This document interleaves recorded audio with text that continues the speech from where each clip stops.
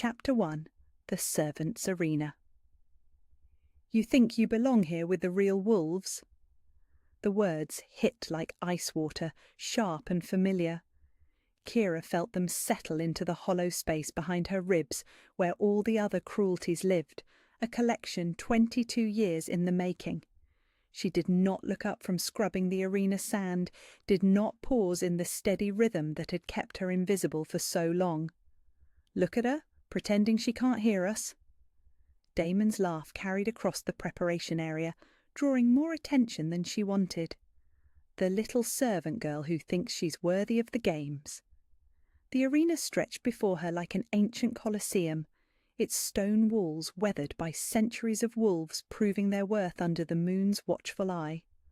Blood had soaked these sands for generations, and now she was the one tasked with scrubbing it clean, preparing the sacred space for wolves who actually mattered. The irony was not lost on her. She had spent her entire life cleaning up after others, invisible in her grey servant's dress, forgotten the moment anyone looked away. Her wolf stirred restlessly beneath her skin, a sensation she had learned to suppress so thoroughly that most days she could pretend it did not exist at all. But today was different. Today something electric hummed in the air, making her wolf pace and whine like a caged thing sensing a storm. "Maybe we should throw her in with the practice rounds," suggested Marcus, his voice carrying the casual cruelty of someone born into power. "See how long she lasts against a real opponent." That had always been enough. The reminder of her place, the suggestion that she was prey pretending to be predator. Usually she would duck her head lower, make herself smaller, wait for their attention to move on to more interesting targets. But her wolf would not be still today, would not settle into the familiar rhythm of submission and invisibility. The morning sun cast long shadows across the arena floor, and somewhere in the distance she could hear the sound of approaching hoofbeats. Important people arriving for the trials that would reshape pack hierarchy for another year. The games were sacred tradition, older than memory, where wolves proved their strength and earned their place in the order that governed everything. She was nobody in that order, less than nobody. "Kira." The arena master's voice cut through the mockery, sharp with impatience. "Stop daydreaming and finish the south section. The preliminary trials begin in 2 hours." Master Aldrich had never been cruel to her, merely indifferent, which somehow felt worse.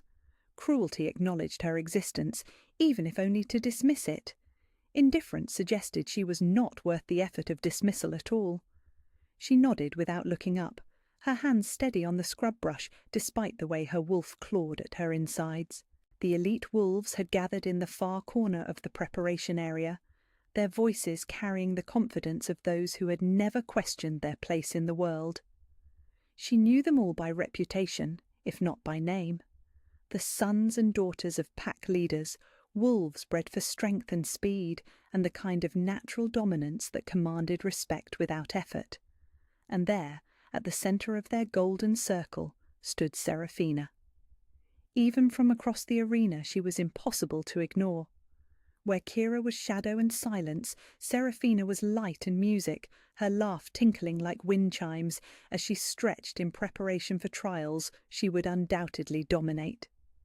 Her hair fell in perfect waves of honey gold, and her practice clothes fit like they had been sewn onto her body by someone who understood that she was meant to be admired.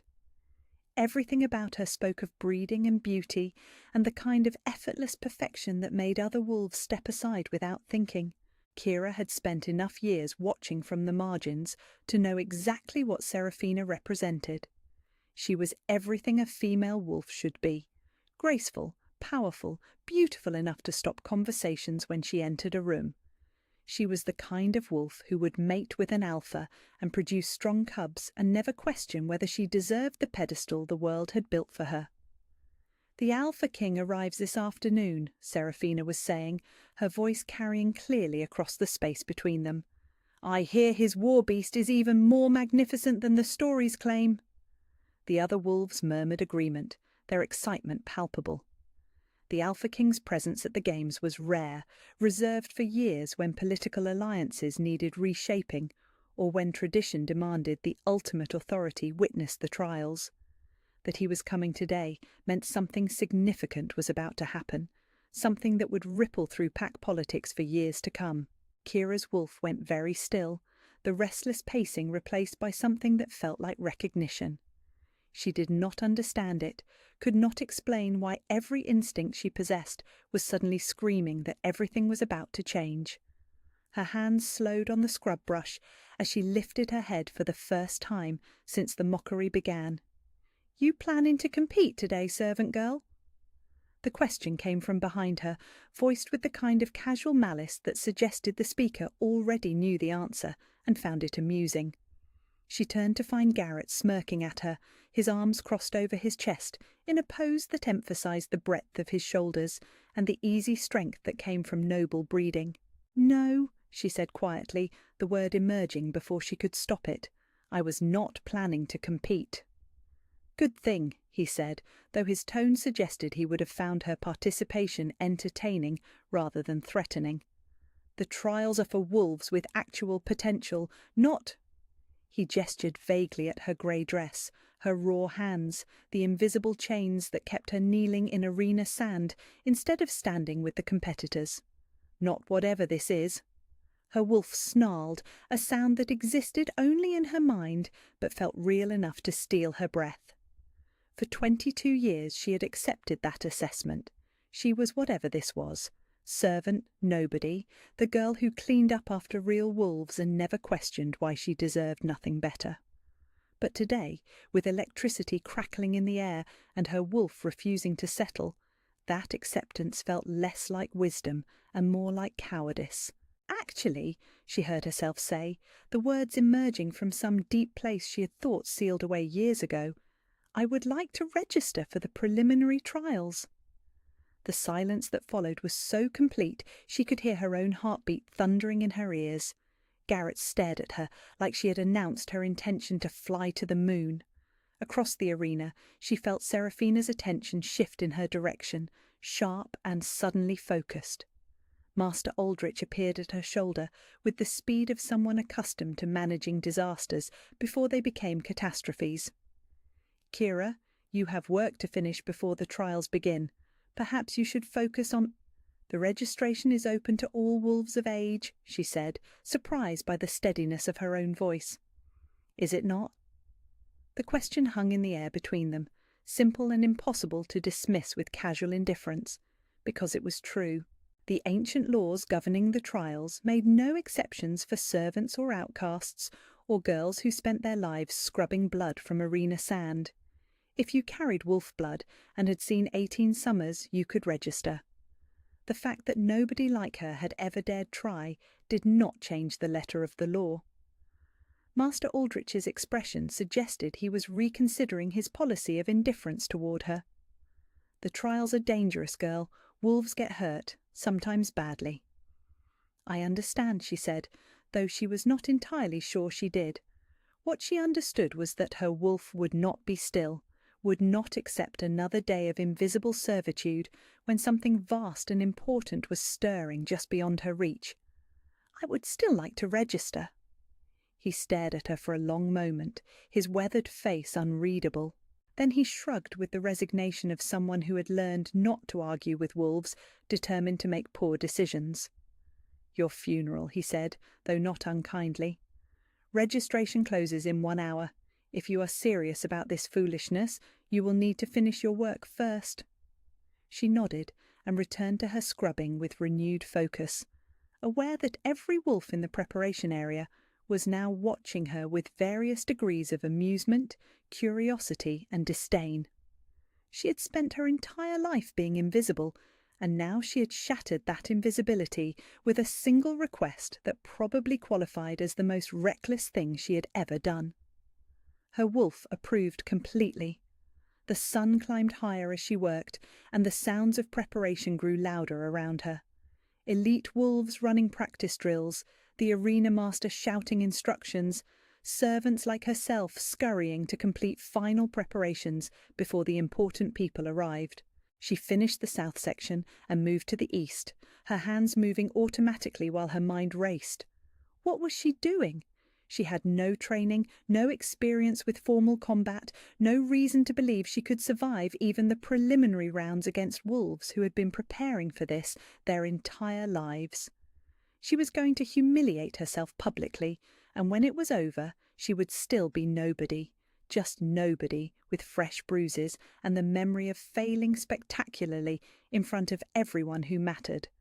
But her wolf disagreed, and for the first time in years she was listening to that wild part of herself instead of the voice that whispered about knowing her place.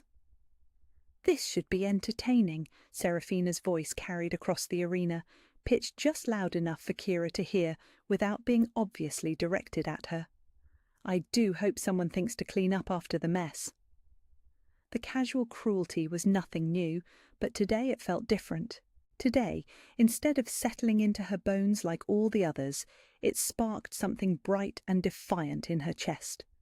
She was tired of being the mess that needed cleaning up, tired of being the punchline to jokes she was not allowed to hear directly, tired of accepting that this grey, invisible existence was all she deserved. She finished her work as the first groups of spectators began filtering into the arena stands.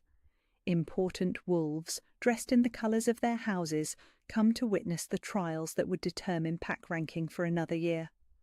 They looked at her with the same indifference they might show a piece of furniture, useful for its function, invisible otherwise.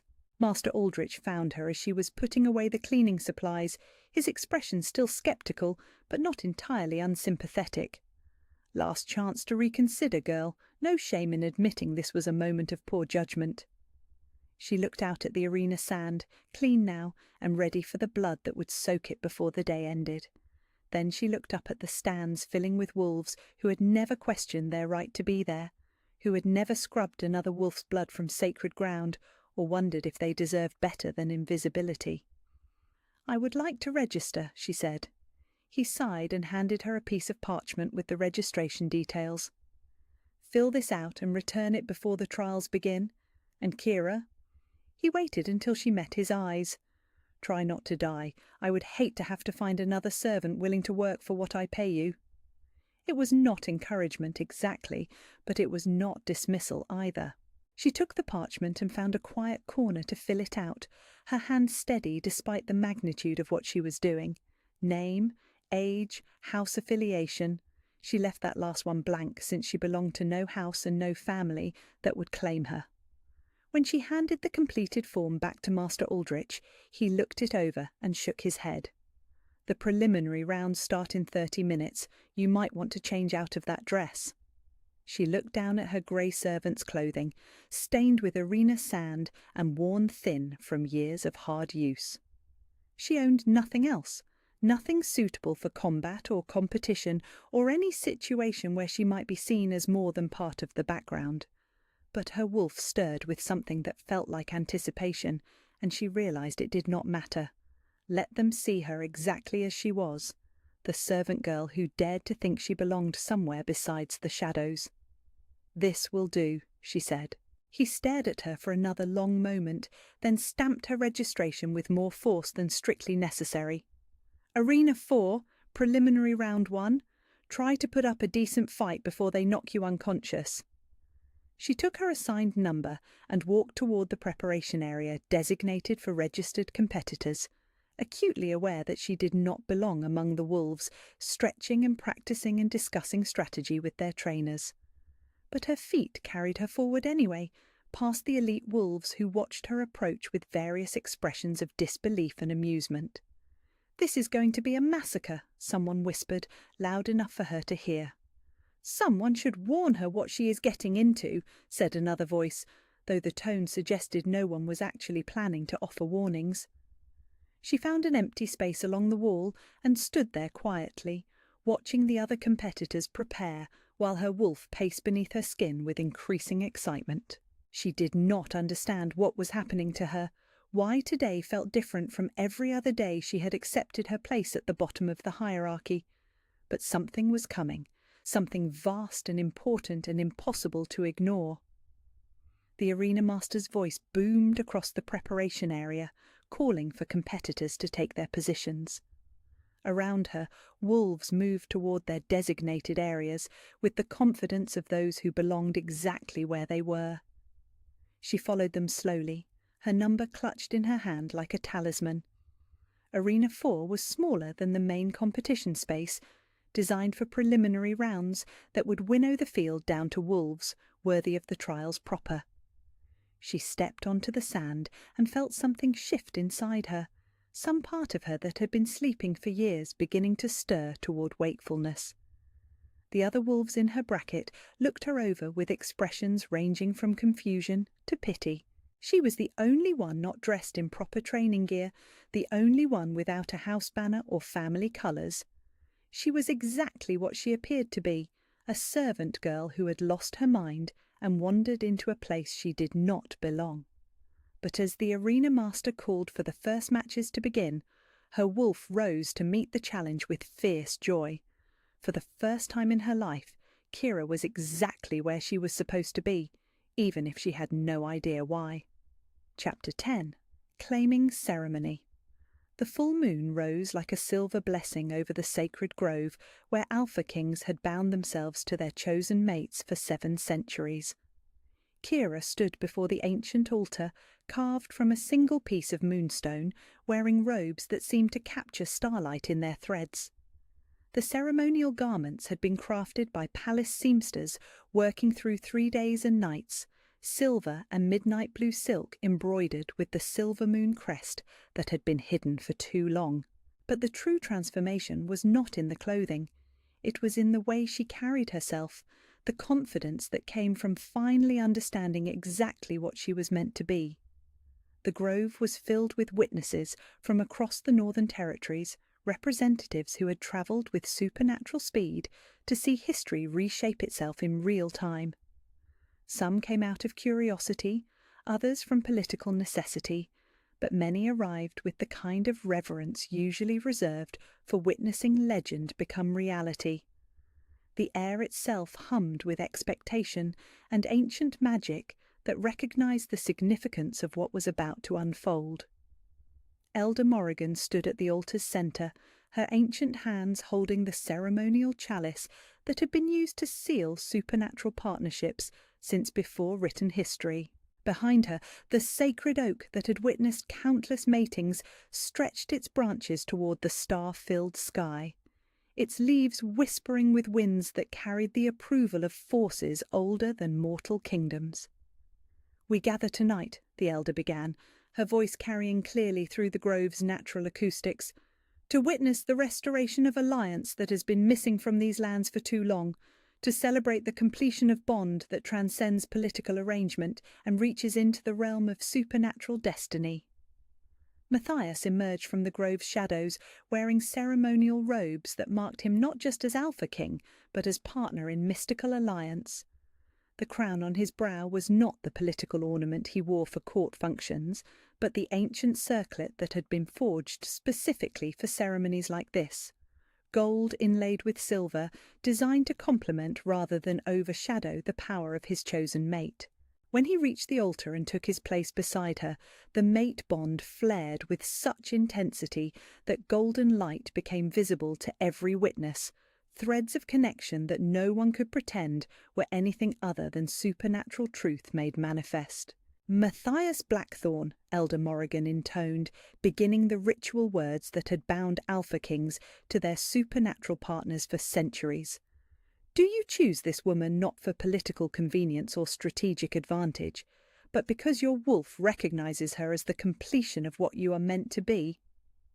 "I choose Kira Silvermoon because my soul knew hers before my mind understood what that recognition meant," he replied, the words carrying weight that transcended ceremony and reached into genuine truth. "I choose her because together we represent restoration of balance that kingdoms need more than political convenience. I choose her because love and power and purpose align in ways that make us stronger together than we could ever be apart." The mate bond sang with such joy that several witnesses gasped as they felt the emotional resonance through their own supernatural senses. This was not political theatre or convenient arrangement. This was genuine recognition of partnership that transcended every artificial barrier that had been constructed to keep them separated. "Kira Silvermoon," the elder continued, turning to address the woman who had transformed from invisible servant to acknowledged queen through awakening that shattered every assumption about bloodline and worth. "Do you choose this man, not because position demands it or circumstances require it, but because your power recognizes his as complementary to what you carry?" "I choose Matthias Blackthorne because he saw worth in me before I understood my own value," Kira replied, her voice carrying harmonics that belonged to completed awakening. "I choose him because he chose love over fear, truth over political convenience, partnership over arrangements built on lies and maintained by murder. I choose him because together we can heal what has been broken and protect what deserves protection." As she spoke, power flowed from her in waves that made the grove's ancient stones hum with approval, silver light intertwining with the golden threads that connected them until the entire space was bathed in illumination that spoke of magic older than kingdoms. Elder Morrigan lifted the ceremonial chalice, its surface reflecting moonlight and supernatural fire in equal measure. "Then let the old words be spoken and the ancient alliance be sealed. Let what was hidden be revealed, what was suppressed be celebrated, what was denied be claimed." She offered the chalice first to Matthias, who drank without hesitation, then to Kira, whose acceptance of the ritual wine completed the first phase of bonds that would tie them together through this life and whatever lay beyond mortal existence. The taste was complex. Wine aged in barrels carved from the sacred oak, infused with herbs that carried the approval of forest spirits, blessed by magic that recognized supernatural partnership and gave it form that mortal minds could comprehend. Before these witnesses, and under the light of the full moon that blesses all true matings, Elder Morrigan declared, her ancient voice carrying across the grove and into history itself, "I proclaim Matthias and Kira bound not just as mates, but as partners in rule, equals in power, guardians of balance between mortal law and mystical force." The mate bond completed its final transformation, golden and silver light cascading between them in patterns that spoke of perfect synchronization, supernatural harmony that made them individually stronger and collectively unstoppable. Around the grove, witnesses dropped to one knee in automatic acknowledgement of what they were seeing, not just ceremony, but restoration of something their genetic memory recognized as essential to kingdom stability. Power flowed between them now without barrier or reservation, healing abilities intertwining with combat magic, her ancient guardian transformation complementing his alpha authority in ways that created something entirely new while honouring everything that had come before. They were no longer just king and queen, but living embodiment of partnership that had once made the Northern Territories the most stable and prosperous realm in known history.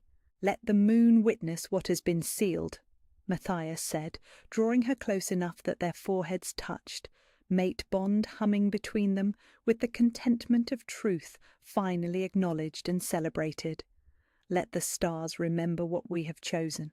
Let history record that love conquered fear, an ancient alliance was restored to its rightful place. Let our enemies understand that they face not just political opposition, but supernatural partnership that will not be broken by assassination attempts or diplomatic pressure," Kira added, her voice carrying clearly through the grove.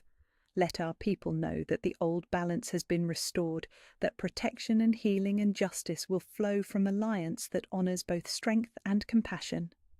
The crowd erupted in celebration then, voices raised in acknowledgement and approval, supernatural and mortal wolves alike recognising what they had just witnessed as historical restoration rather than political disruption.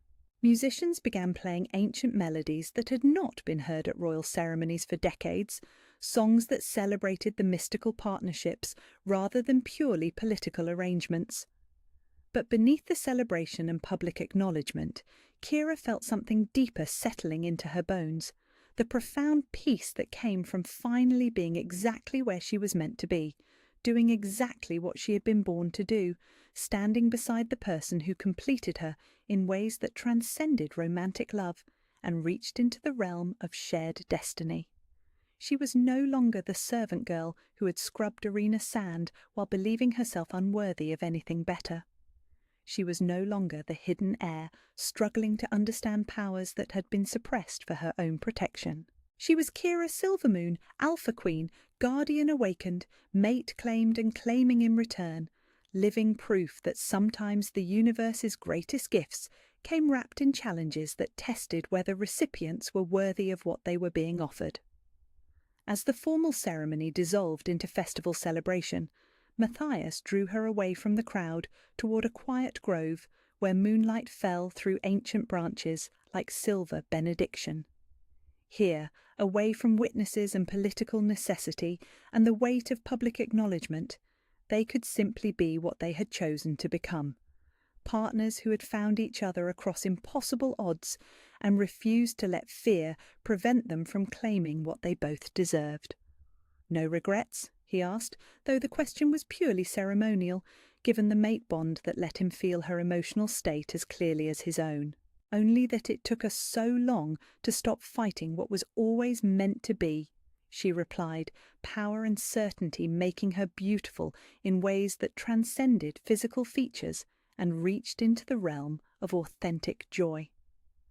The mate bond pulsed between them like a heartbeat made of starlight, connecting not just their souls, but their purposes, their strengths, their shared commitment to healing what had been broken by decades of choosing political convenience over supernatural truth.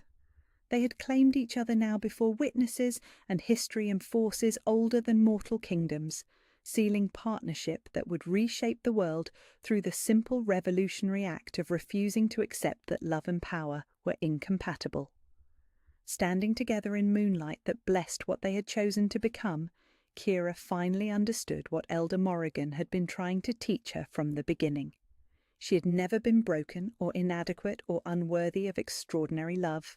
She had always been exactly what she was meant to be.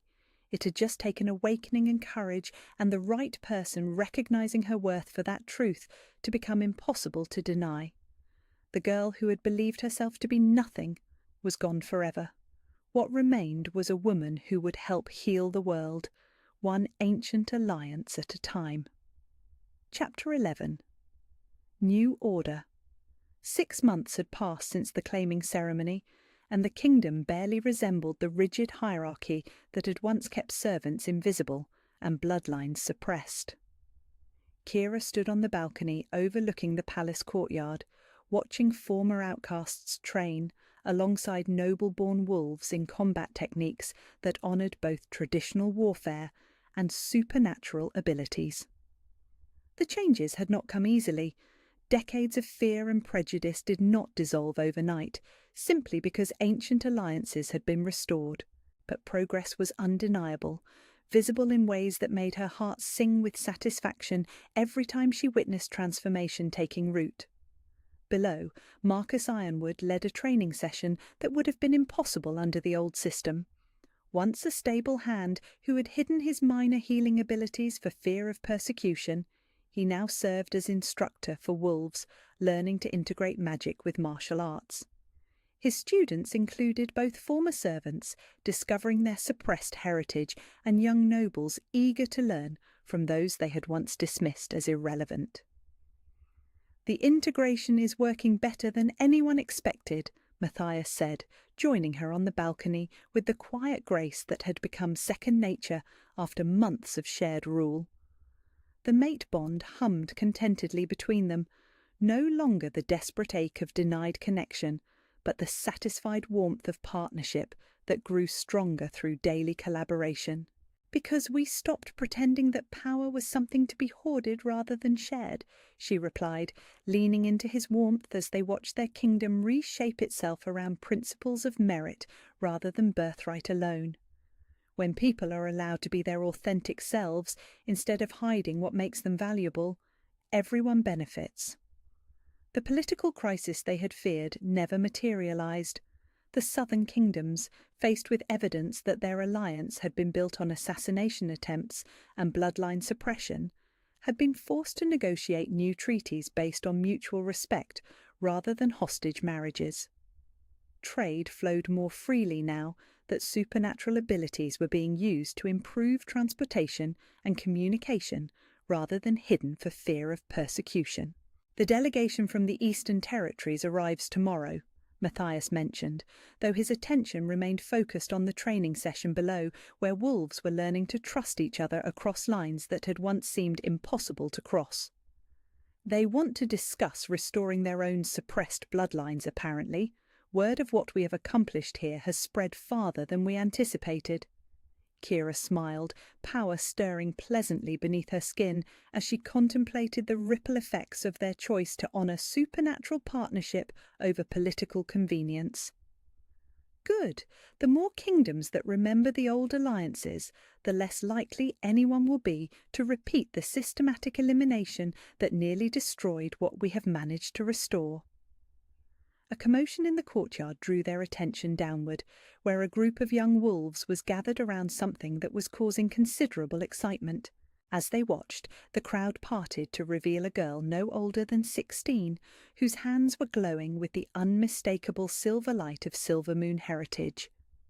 Another awakening, Matthias observed with satisfaction.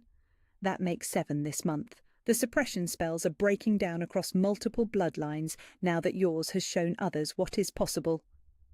The girl looked terrified and amazed in equal measure, staring at her glowing hands as if they belonged to someone else entirely. Kira remembered that feeling, the disorientation of discovering that everything you had believed about yourself was incomplete. That power you had never imagined possessing was simply waiting for the right moment to reveal itself. I should go to her, Kira said, already moving toward the balcony doors. Awakening alone is frightening. She needs someone who understands what she is experiencing. By the time she reached the courtyard, the girl was sitting on a stone bench, while other young wolves maintained respectful distance, clearly wanting to help, but unsure what assistance might be appropriate for someone undergoing supernatural transformation.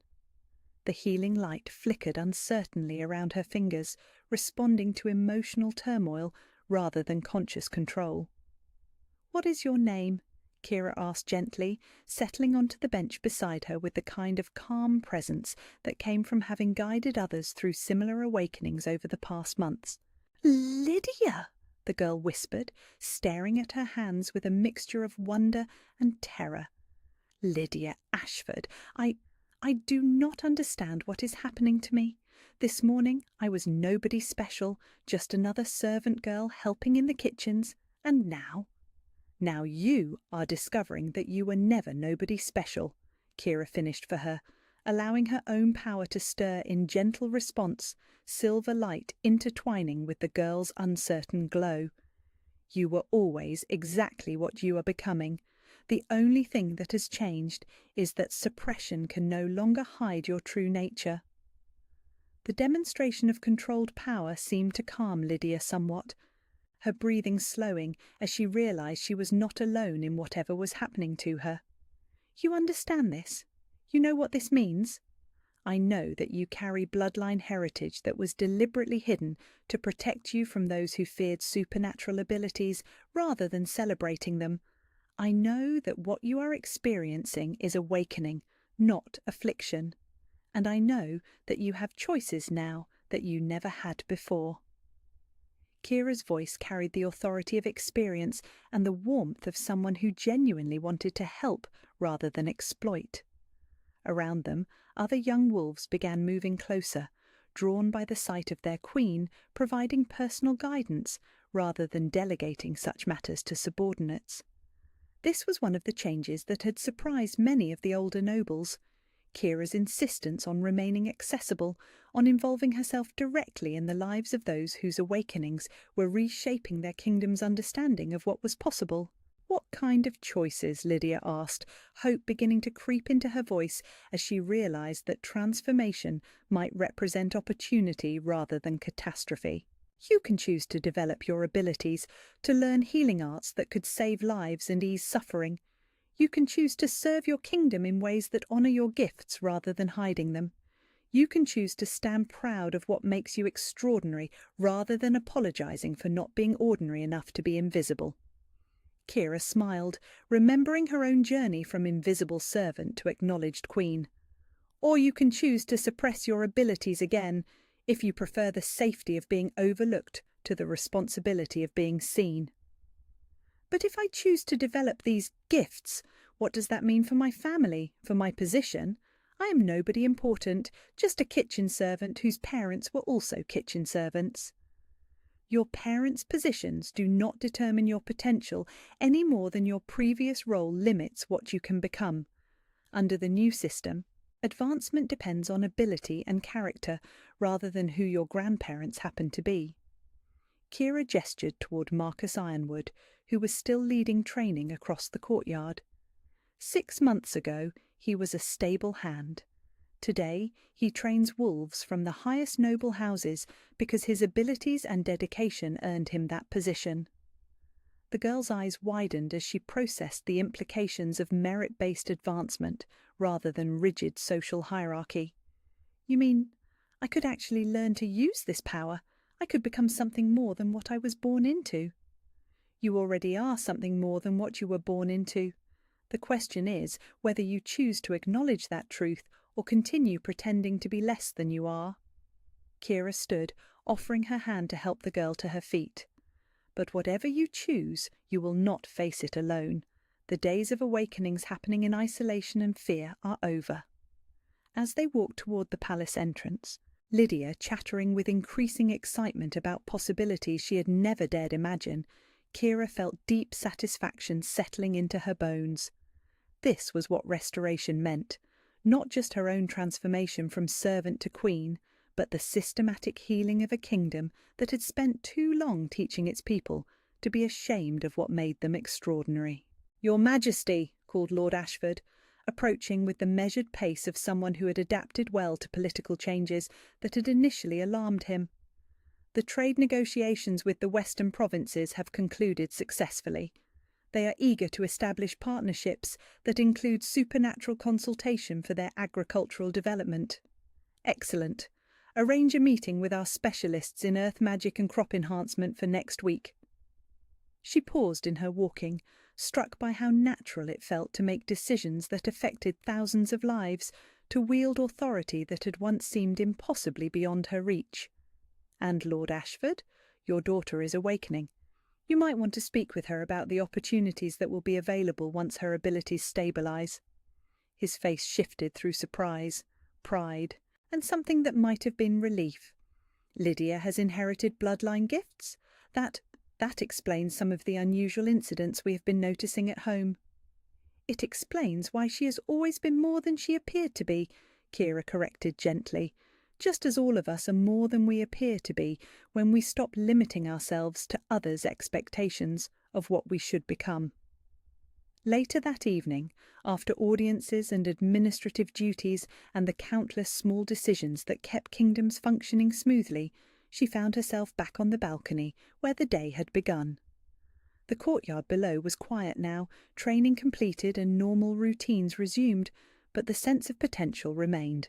The feeling that tomorrow would bring new awakenings, new opportunities, new proof that their choice to honour supernatural heritage rather than suppressing it was healing wounds that had festered for decades. Matthias joined her as she had known he would, the mate bond guiding him to her side, with the same certainty that had connected them from the first moment his warbeast had recognised what she truly was. "How many letters have arrived requesting guidance for bloodline restoration?" she asked, settling against his side with the comfortable intimacy of partners who had learned to share both burden and joy. 17 this week alone. Word is spreading that what we have accomplished here is not isolated miracle, but replicable transformation." His arm tightened around her as they looked out over the kingdom they were reshaping through the revolutionary act of allowing people to be their authentic selves. There are rumours that the High Council of the Southern Realms is considering formal recognition of supernatural partnerships rather than continuing to suppress them. "Change spreads like ripples in still water," she murmured, remembering Elder Morrigan's words from months ago about the far-reaching effects of choices that honoured truth rather than fear. One awakening encourages another, one kingdom's success inspires others to attempt similar restoration. They stood in comfortable silence, watching stars emerge in the darkening sky above a realm that had learned to celebrate rather than hide what made its people extraordinary. The girl who had once believed herself unworthy of anything beyond invisible servitude was gone forever, replaced by a woman who understood that her greatest responsibility was ensuring others never had to choose between authenticity and safety. "No regrets?" Matthias asked, the question having become their private ritual, not because either of them doubted their choices, but because acknowledging satisfaction made the joy more real. "Only that it took the universe so long to arrange our meeting," she replied, the same answer she gave every time he asked, because it remained true no matter how many months passed or how many challenges they successfully navigated together. The mate bond hummed between them with the deep contentment of partnership that had grown stronger through shared purpose, daily collaboration, and the profound satisfaction of building something worthy of the ancient alliance they represented. They had restored more than their own happiness. They had restored hope to a kingdom that had forgotten what was possible when people were allowed to become everything they were meant to be. Standing together on the balcony, overlooking their transformed realm, Kira finally understood the full scope of what they had accomplished. They had not just claimed each other despite political obstacles. They had used their partnership to heal a kingdom that had been slowly dying from the poison of systematic suppression and fear-based governance. The servant girl who had scrubbed arena sand while believing herself invisible was gone. What remained was a queen who would spend the rest of her life ensuring that no one else would ever have to choose between hiding their gifts and risking persecution for acknowledging their true nature. The world was changing, one awakening at a time. Chapter 12. Ever After.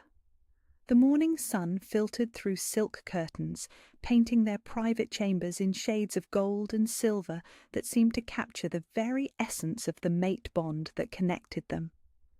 Kira stirred in the comfort of their shared bed, consciousness returning gradually as she became aware of Matthias beside her, his breathing steady and peaceful in the quiet hours before royal duties would claim their attention. 8 months had passed since the claiming ceremony, and she still sometimes woke with wonder that this was her life now, not the desperate scramble for invisibility that had defined her existence for so long, but the deep contentment of partnership with someone who saw her worth as clearly as she had finally learned to see it herself. "Good morning, my queen," he murmured against her hair, voice rough with sleep, but warm with the affection that had only grown stronger through months of shared rule and daily collaboration. "Good morning, my king," she replied, turning in his arms so she could see his face in the morning light. The formal titles had become endearments between them, acknowledgement of what they were to their kingdom, wrapped in the intimacy of what they were to each other. Through the windows she could hear the sounds of a palace coming to life, servants moving through corridors with the confidence of those who no longer needed to remain invisible, guards changing shifts with efficiency born of loyalty rather than fear, the distant sound of young wolves training in combat techniques that honoured both traditional warfare and supernatural abilities. "The delegation from the northern reaches departs today," Matthias said, settling more comfortably beside her as they shared these precious moments before the day's responsibilities began. They seemed satisfied with the guidance we provided about bloodline restoration. Satisfied enough to implement similar policies in their own territories, she agreed, remembering the enthusiasm with which the visiting diplomats had discussed plans to identify and nurture suppressed supernatural heritage rather than continuing to hide it. That makes 12 kingdoms now that have requested consultation about integrating ancient partnerships with modern governance. The ripple effects of their choice to honour supernatural truth over political convenience had spread farther than either of them had dared hope. What had begun as personal rebellion against arrangements that would have destroyed them both had become a movement that was healing wounds inflicted by decades of systematic suppression and fear-based leadership. "Do you ever think about what would have happened if we had made different choices?" Matthias asked, though his tone suggested philosophical curiosity rather than regret. "If I had gone through with the marriage to Seraphina? If you had continued hiding what you truly were?" "I think about it sometimes," she admitted, power stirring gently beneath her skin, as emotions connected with magic that no longer needed to be contained or controlled with desperate precision. "I think we both would have survived, but we would have been shadows of what we were meant to become. You would have been half the king you are now, and I would have spent my life knowing I had chosen safety over authenticity." The mate bond pulsed between them with the deep satisfaction of choices that had proven themselves worthy through their consequences. They had risked everything for the possibility of becoming who they truly were, and the universe had rewarded that courage with partnership that made them both stronger than they could ever have been apart. "I have something to tell you," she said, suddenly nervous despite months of absolute trust between them. The news she carried was good news, wonderful news, but it represented change that would affect not just them, but the dynasty they were building together. "Tell me," he said, though the mate bond was already carrying hints of what she was about to reveal, golden light beginning to pulse with a rhythm that had nothing to do with their heartbeats and everything to do with new life stirring within her. "I am pregnant," she said simply, watching his face transform with wonder as the full implications settled into his understanding. "Our child will be born as winter turns to spring, carrying both Blackthorn and Silvermoon heritage." The joy that flooded through their connection was overwhelming, brilliant enough to make the morning sunlight seem dim by comparison. He gathered her closer, hands moving to rest over her still flat belly with the reverent care of someone who understood exactly what gift they had been given.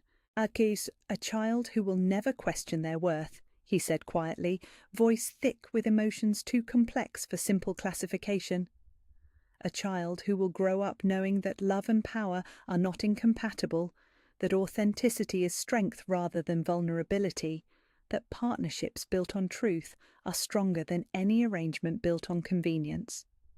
A child who will inherit a kingdom that celebrates supernatural heritage rather than suppressing it," she added, her own hand covering his as they shared the moment of recognizing how completely their world had changed.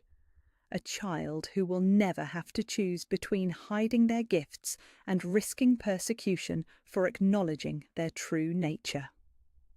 The mate bond sang with harmonics that spoke of continuity and hope, of bloodlines that would not be lost to fear or political expedience, of ancient partnerships extending into a future that honoured the past while embracing the possibilities that came from refusing to accept artificial limitations.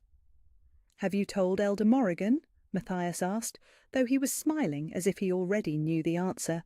"She knew before I did," Kira laughed, remembering the ancient woman's satisfied smile when she had mentioned feeling unusually tired during recent training sessions. Apparently, Silvermoon pregnancies have a distinctive magical signature that experienced oracles can detect almost immediately. "Of course she did. I sometimes think Elder Morrigan knows everything that happens in this kingdom before it actually occurs." His expression grew more serious as he contemplated the practical implications of their news. "The child will need protection. There are still those who view restored bloodlines as threats rather than treasures." "The child will have protection," she replied, with the confidence of someone who had learned to trust in her own strength as well as the power of partnership. from us, from the allies we have built, from the kingdom we are creating that values diversity of gifts rather than conformity to artificial standards. And if anyone is foolish enough to threaten what we have built together—" Power flared around her hands, silver light intertwining with golden threads of the mate bond to create patterns that spoke of ancient protection and modern determination. She was no longer the powerless servant girl who had needed others to defend her. She was Queen Kira Silvermoon, awakened guardian, mother-to-be of the next generation of supernatural leadership. They will discover that some partnerships are strong enough to reshape the world, Matthias finished for her, his own authority rising to meet hers in the kind of synchronized response that had made their rule both effective and inspiring. They lay together in the morning light, hands resting over the new life they had created, contemplating the future that stretched before them like an unwritten story full of infinite possibility. The servant girl who had once believed herself unworthy of anything beyond invisible servitude was gone forever, replaced by a woman who understood that her greatest legacy would be ensuring that no child in her kingdom ever grew up believing they were less than extraordinary. "I love you," she said, the words carrying all the weight of someone who had once thought herself incapable of inspiring such emotion in anyone, let alone the most powerful wolf in the Northern Territories. "I love you too," he replied, meaning not just the queen she had become, but the servant girl who had possessed the courage to register for arena trials despite knowing she did not belong, the hidden heir who had chosen truth over safety, the awakened guardian who had refused to let fear prevent her from claiming everything she deserved. The mate bond pulsed between them like a heartbeat made of starlight, connecting not just their souls but their purposes, their shared commitment to healing what had been broken and protecting what deserved protection.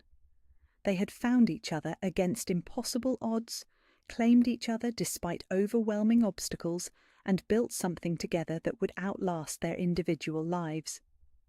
Standing at their window later, after the morning's revelations had settled into quiet certainty, they looked out over the kingdom they had transformed through the simple revolutionary act of choosing authenticity over convenience. Young wolves trained in the courtyards below, no longer hiding their supernatural abilities, but learning to integrate them with traditional skills. Former servants worked alongside noble-born wolves on projects that honoured merit over inherited position.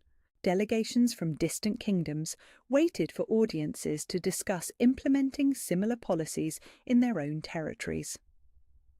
"When I stopped believing I was worthless," Kira said quietly, remembering the exact moment when her transformation had truly begun, "everything became possible." The words hung in the morning air like a benediction, truth that had the power to reshape not just individual lives, but entire civilizations willing to embrace the radical idea that everyone deserved to become everything they were capable of being. Their child would grow up in a world where such truth was foundation rather than revelation, where partnerships like theirs were celebrated rather than forbidden, where the old alliances between mortal leadership and supernatural power had been restored to create the kind of stability that lasted for generations, rather than dissolving at the first sign of challenge. The mate bond hummed with deep contentment as they contemplated the future they were building together, not just for themselves, but for everyone who had ever been told they were too much or not enough, too different or too ordinary, too powerful or too weak to deserve recognition and respect and love. Some stories ended with the promise that love conquered all. This one ended with the understanding that love simply revealed what had always been true, that authenticity was the greatest strength, that partnerships built on truth were unbreakable, and that refusing to accept artificial limitations on what was possible could heal wounds that had seemed permanent and create joy that transformed the world. The girl who had believed herself to be nothing was gone.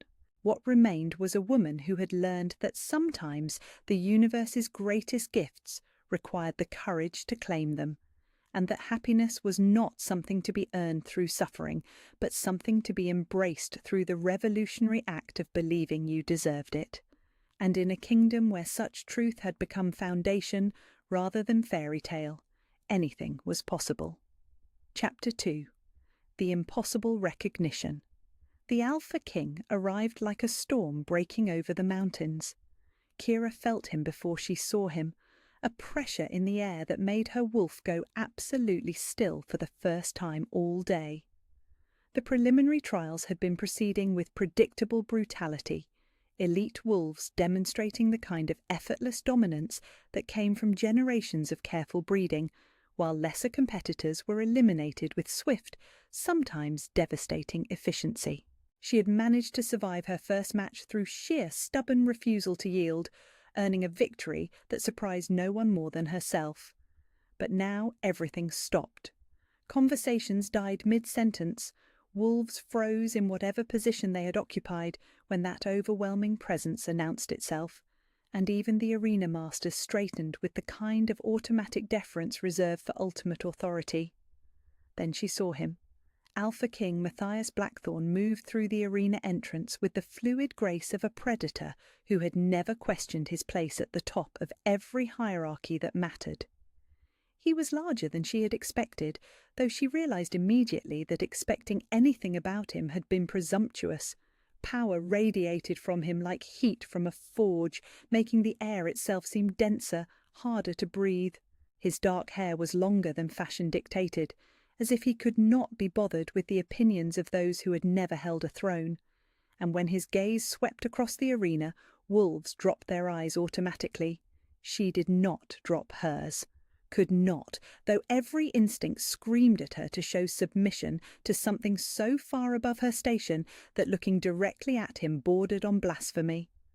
But her wolf had gone from restless pacing to perfect stillness, and in that stillness was a recognition she did not understand.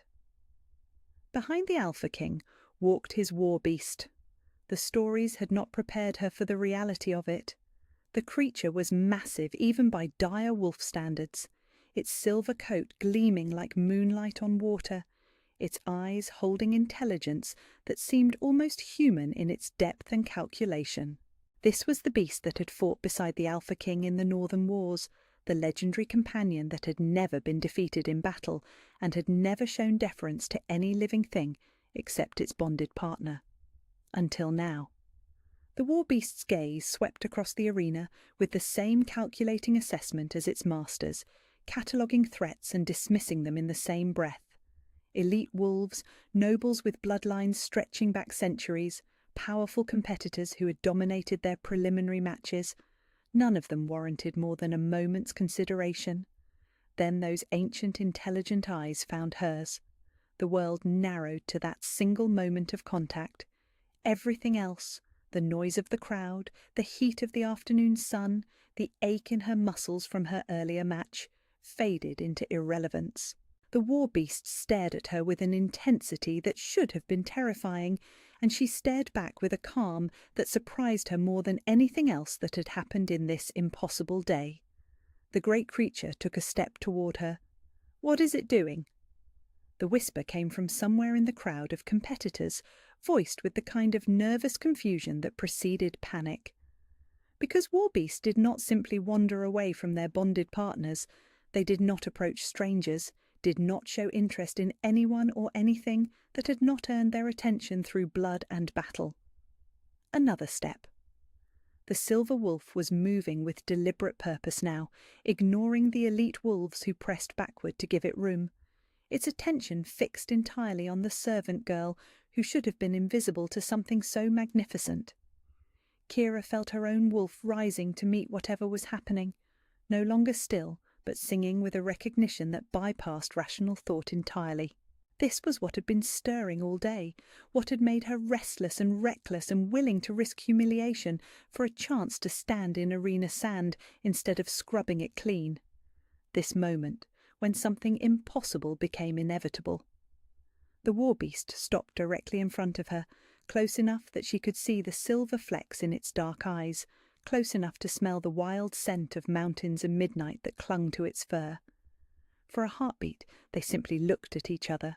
Predator and prey, legend and nobody, something ancient and something that had been hidden even from itself. Then the war beast lowered its massive head and sat at her feet. The silence that followed was so complete she could hear her own heart hammering against her ribs. 1,000 wolves witnessing the impossible, their disbelief so thick it felt like a living thing pressed against her skin. The war beast that had never shown deference to anyone except the Alpha King himself was sitting at the feet of a servant girl like she was something worthy of reverence. "Impossible," someone breathed, the word barely audible but somehow carrying across the stunned quiet that had fallen over the arena. She reached out without thinking, her hand moving toward the silver head with the same inevitable certainty that had driven her to register for trials she had no business entering. Her fingers brushed against fur that felt like silk and starlight, and something electric passed between them, a recognition that went deeper than species or station or any of the artificial barriers that divided the world into those who mattered and those who did not. The Alpha King was moving toward them now, his expression unreadable, but his pace suggesting urgency rather than casual interest. As he drew closer, she felt something else stirring in the air between them, something that made her wolf whine low in her throat with a longing she had never experienced before. Golden light flickered at the edges of her vision, warm and pulsing in rhythm with her heartbeat. She had heard of such things in stories, legends passed down through generations about bonds that transcended choice and politics and common sense. But those were myths, tales told to entertain children, or add romance to songs about heroes who lived in times when magic still walked openly in the world. They were not supposed to happen to servant girls who scrubbed blood from arena sand. "Stand down, Fenris," the Alpha King commanded, his voice carrying the kind of absolute authority that expected instant obedience. But the war beast did not move, did not even acknowledge that it had heard the command. It remained sitting at her feet like a devoted pet, its attention fixed on her face with something that looked disturbingly like adoration. The Alpha King stopped directly in front of them, close enough that she could see the gold flecks in his dark eyes, close enough to feel the heat radiating from his skin. Up close, he was even more overwhelming. Not just physically, though his presence filled her entire field of vision, but in ways that had nothing to do with size or strength. Power clung to him like cologne, and when he looked at her, she felt exposed in ways that had nothing to do with her worn servant's dress. "What is your name?" The question emerged with the kind of controlled calm that suggested he was working very hard to remain civilized. "Kira," she managed, surprised that she still had a voice at all. "Kira Ashworth." Something flickered in his expression at her surname, though it passed too quickly for her to interpret. He studied her face with an intensity that should have been uncomfortable, mapping features that no one had ever considered worth memorizing. The golden light at the edges of her vision grew stronger, pulsing now with a rhythm that seemed to synchronize with his breathing. "This is impossible," he said, though his tone suggested he was speaking to himself rather than to her. "Fenris does not—" He trailed off, staring at his war beast with the expression of someone whose fundamental understanding of the world had just been shattered, because it was impossible. Everyone knew that war beasts bonded once and only once, choosing their partner through criteria that remained mysterious even to the scholars who studied such things. Fenris had chosen Matthias decades ago, before either of them had achieved their legendary status, and their bond was the stuff of songs and stories throughout the northern kingdoms. War beasts did not simply decide to revere random servant girls, no matter how inexplicably their masters might be staring at those servant girls like they were trying to solve an impossible puzzle. "Your Majesty," Seraphina's voice cut through the tension with the kind of practiced grace that could make even interruption seem like deference. She approached from the group of elite competitors, moving with liquid elegance that drew appreciative glances from the watching crowd. "Perhaps there has been some mistake. The beast may be confused by unfamiliar scents or—" "There is no mistake," the Alpha King said, without taking his eyes from Kira's face. The certainty in his voice silenced whatever explanation Seraphina had been preparing to offer. Fenris is never confused. The golden light was undeniable now, visible threads of luminescence connecting her to the impossible man standing before her. She could see matching light beginning to emanate from his skin, could feel the pull between them growing stronger with each passing second. This was the mate bond, the mystical connection that poets claimed could transcend every obstacle except death itself. And it was connecting her to the Alpha King, the same Alpha King who was politically bound to mate with Seraphina in order to secure the alliance that would prevent war between the northern kingdoms. The same Alpha King who ruled over territories so vast that she could not even imagine their scope, who commanded armies and negotiated treaties and made decisions that affected the lives of millions. She was nobody.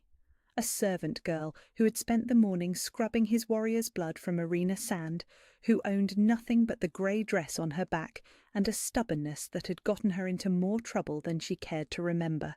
The universe could not possibly be cruel enough to show her everything she could never have by making her mate to the one wolf in all the world who was completely beyond her reach. "This cannot be happening," she whispered, the words emerging before she could stop them. His expression softened almost imperceptibly, and for a moment he looked less like the ultimate authority in her world and more like a man facing an impossible choice. "No," he agreed quietly, "it cannot." But the mate bond cared nothing for what could or could not happen. It simply was, golden and undeniable, growing stronger with every heartbeat despite their mutual recognition of its impossibility. The war beast remained at her feet like a living declaration of something that defied every law of pack politics and social hierarchy. Around them, the crowd of witnesses was beginning to murmur, voices rising as the implications of what they were seeing began to penetrate the initial shock. The Alpha King's mate had been chosen by supernatural forces that recognized no political necessity, no strategic alliance, no careful negotiation designed to prevent war. His mate was a nobody who should have been invisible. Seraphina's composure was beginning to crack at the edges, her perfect smile growing sharp with something that might have been panic. Because if the mate bond was real, and the evidence was shining between them for everyone to see, then everything she had built her life around was crumbling in front of hundreds of witnesses. "Your Majesty," she tried again, her voice pitched with the kind of desperate reasonableness that suggested she was willing to pretend reality was negotiable if everyone agreed to ignore what their eyes were showing them. "Surely the political ramifications will be dealt with appropriately," he finished, though his tone suggested he had no idea how such a thing might be accomplished.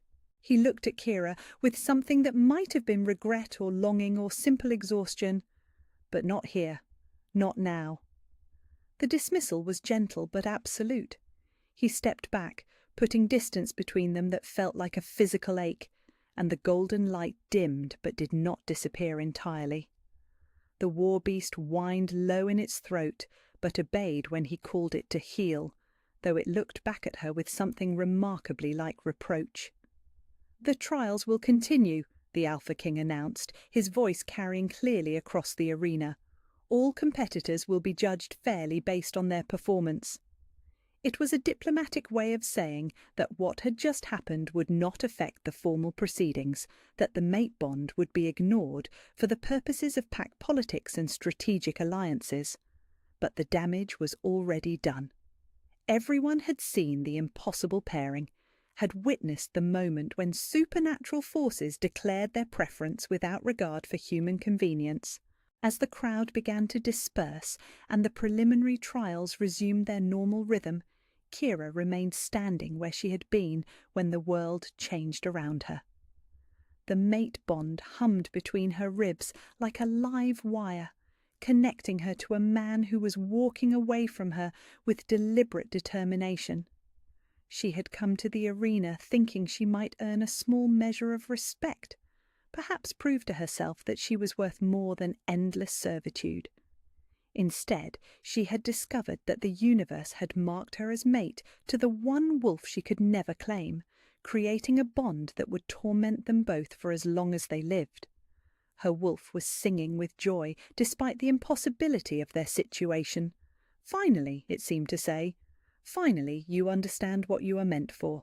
But understanding and having were two entirely different things. As she watched the Alpha King disappear through the arena's royal entrance, his war beast looking back at her one final time, she realized that knowing her worth and claiming it were going to require a kind of courage she was not sure she possessed. The mate bond pulsed once more, warm and golden and completely out of reach. Everything had changed, and nothing could ever be the same. Chapter 3. Denying the Bond. The summons came at dawn, delivered by a royal guard who looked as uncomfortable as she felt. Kira had spent the night lying awake in her narrow servant's bed, staring at the ceiling while the mate bond pulsed between her ribs like a second heartbeat. Sleep had been impossible with golden light flickering at the edges of her vision every time she closed her eyes, with her wolf whining and pacing in restless circles, demanding she go to him, find him, claim what the universe had declared was rightfully theirs. But the universe, she was learning, cared nothing for the realities of pack politics and strategic alliances. "Miss Ashworth," the guard said, his formal tone making her name sound foreign in her own ears. "The Alpha King requests your presence in his private study." Requests, as if she had any choice in the matter, as if refusing the Alpha King was an option available to servant girls who had already caused enough disruption for one lifetime. She nodded and followed him through corridors she had only seen while carrying cleaning supplies, past tapestries and portraits that chronicled centuries of royal bloodline she had no business walking among. The private study was smaller than she had expected, more intimate, with books lining the walls from floor to ceiling and morning sunlight streaming through tall windows. It felt like a place where a man might retreat when the weight of ruling kingdoms became too heavy to bear in public spaces. Alpha King Matthias stood with his back to the door, staring out at the courtyard below, where wolves were already beginning their morning training routines. He had changed from his formal ceremonial clothes into simple dark pants and a white shirt that somehow made him appear more approachable and more dangerous at the same time. The mate bond flared the moment she entered the room, golden warmth spreading through her chest as if her body was celebrating their proximity, despite her mind's certainty that this meeting would end badly. "Close the door," he said without turning around. She obeyed, though her hands trembled slightly as she turned the lock that would ensure their privacy. Whatever conversation was about to happen, it required the kind of secrecy that suggested neither of them would enjoy it. He turned to face her then, and she was struck again by the impossible reality of his presence in her life. This was the Alpha King, the most powerful wolf in the Northern Territories, a man whose decisions shaped the fate of millions. Yesterday morning, the idea that she might someday stand alone in a room with him would have been laughable. Now the mate bond hummed between them like a living thing, making the very air feel charged with possibility and regret. "We need to talk," he said, his voice carefully controlled in the way of men who were working very hard to remain civilized. "Yes, Your Majesty." The title felt awkward in her mouth, too formal for something as intimate as the connection burning between them, too distant for someone her wolf insisted belonged to her in the most fundamental way possible. "Matthias," he corrected quietly. "When we are alone, just Matthias." The small concession should not have affected her so strongly, but hearing her name in return felt like a gift she had not known she was hoping for. "Matthias," she repeated, testing the shape of it, the way it felt to speak his name without titles or ceremony. He closed his eyes briefly, as if the sound of his name in her voice was somehow painful. "This is impossible, Kira. You understand that, don't you?" She nodded, though the acknowledgement felt like swallowing glass. "I understand." Do you?" He moved closer, and the mate bond responded with a surge of warmth that made her knees weak. "Do you understand that I am bound by treaty to mate with Seraphina Silverstone within the month? That this alliance is the only thing preventing war between our territories and the southern kingdoms?" "I understand," she said again, though each word was becoming harder to force out. "Do you understand that choosing to honour this—" He gestured between them at the golden light that neither of them could deny. "This would mean the death of thousands of wolves who have no say in the matter?" The weight of it settled on her shoulders like a cloak made of lead. She had spent her life being told she was nothing, that her wants and needs and dreams were irrelevant in the face of more important considerations. Now she was discovering that even when the universe itself declared her worthy of love, the cost of claiming it might be measured in innocent lives. "Then why did you summon me here?" The question emerged sharper than she had intended, edged with a frustration that surprised them both. "If the outcome is already decided, if duty requires you to ignore what we both feel, why torment us both with this conversation?" Something flickered in his expression, surprise perhaps at her directness. Servant girls were not supposed to challenge alpha kings, even when those alpha kings were their destined mates. "Because," he said after a moment, "ignoring it will not make it disappear. The bond will only grow stronger the more we try to suppress it." As if summoned by his words, the mate bond pulsed more insistently, golden threads of light becoming visible in the space between them. She could feel his wolf calling to hers, could sense his struggle against the same magnetic pull that made every instinct she possessed scream at her to close the distance between them. "What do you propose we do about it?" she asked, though she was terrified of the answer. He was quiet for so long she began to wonder if he intended to respond at all.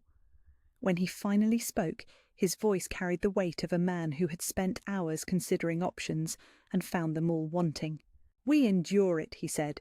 "We acknowledge what exists between us, and we endure the pain of denying it for the greater good." "Endure it." She repeated the words with something that might have been bitter laughter. "You make it sound simple." "It will be anything but simple." His admission was quiet, honest in a way that made her chest ache. The mate bond is not something that can be reasoned with or negotiated away. It will demand acknowledgement, completion, claiming. Fighting it will be agony for both of us. "But you will fight it anyway." It was not a question. She could see the resolution in his eyes, the way he had already made peace with choosing duty over desire. "I have to." The words seemed to cost him something significant. "I am not just Matthias, I am Alpha King, responsible for the welfare of territories that stretch from the northern mountains to the eastern sea. My personal happiness is a luxury I cannot afford when thousands of lives hang in the balance." She understood, in the rational part of her mind that was still capable of logical thought despite the emotional chaos the mate bond was creating. He was right. The alliance with Seraphina's family was crucial for maintaining peace, and peace was worth more than the happiness of two wolves who had been unlucky enough to find each other at exactly the wrong moment in history. But understanding and accepting were two entirely different things. "So we pretend," she said, testing the words. "We pretend that yesterday never happened, that your war beast did not choose me over every noble wolf in that arena, that there is no golden light connecting us right now. We acknowledge the truth privately and behave appropriately in public." His correction was gentle but firm. "I will not insult you by suggesting we pretend the bond does not exist, but for the sake of our people, we sacrifice our happiness for theirs." "Yes." The single word hung in the air between them, final and devastating. She had known this was how the conversation would end from the moment the royal guard had summoned her, but hearing it spoken aloud made it real in a way that shattered something fragile inside her chest. "There is something else," he said, and his tone suggested she was not going to enjoy whatever came next. For your own safety, it would be best if you maintained distance from me and from court functions. The political ramifications of yesterday's events are still developing. Political ramifications. A diplomatic way of saying that powerful wolves were angry about a servant girl disrupting carefully laid plans, that there might be consequences for her presumption in existing where she was not supposed to belong. "Are you sending me away?" she asked. "I am suggesting that you be careful, that you remember your safety matters to me, even if I cannot act on that concern publicly." His eyes met hers directly, and she saw something in them that looked remarkably like desperation. "Promise me you will be careful, Kira." The use of her name, spoken with such careful tenderness, nearly undid her completely. She nodded because she could not trust her voice, because the alternative was breaking down entirely in front of him and making this impossible situation even worse. "I should go," she said, though every fibre of her being protested the idea of leaving him. "Yes," he agreed, though he made no move to dismiss her formally. "You should." But neither of them moved. They stood frozen in the morning sunlight, streaming through his study windows, connected by golden light that refused to dim despite their mutual agreement to ignore it, both of them memorizing a moment they would never be able to repeat. Finally, she forced herself to turn towards the door, each step away from him requiring conscious effort against the bond that demanded she stay. Her hand was on the door handle when his voice stopped her. "Kira." She looked back at him, this impossible man who was her mate, and her doom wrapped in the same devastating package. "For what it is worth," he said quietly, "if the world were different." He did not finish the sentence, but he did not need to. If the world were different, if he were not Alpha King and she were not nobody, if thousands of lives did not hang in the balance of political alliances and strategic marriages, then perhaps they could have had something beautiful. But the world was exactly what it was, and wishing would not change the fundamental realities that made their bond both miraculous and tragic. She left him standing in his study, surrounded by books and sunlight, and the weight of responsibilities that made love a luxury he could not afford. The mate bond stretched thin as she walked away, golden threads growing taut with distance but never breaking entirely. By the time she reached her servants' quarters, she could barely breathe through the ache in her chest. Her wolf was whining constantly now, a sound of loss and longing that echoed in her bones.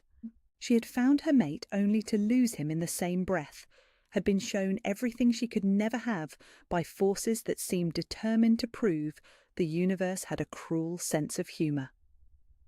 The days that followed were a blur of maintaining normal routines while dying slowly from the inside out. The mate bond did not fade as she had desperately hoped it might.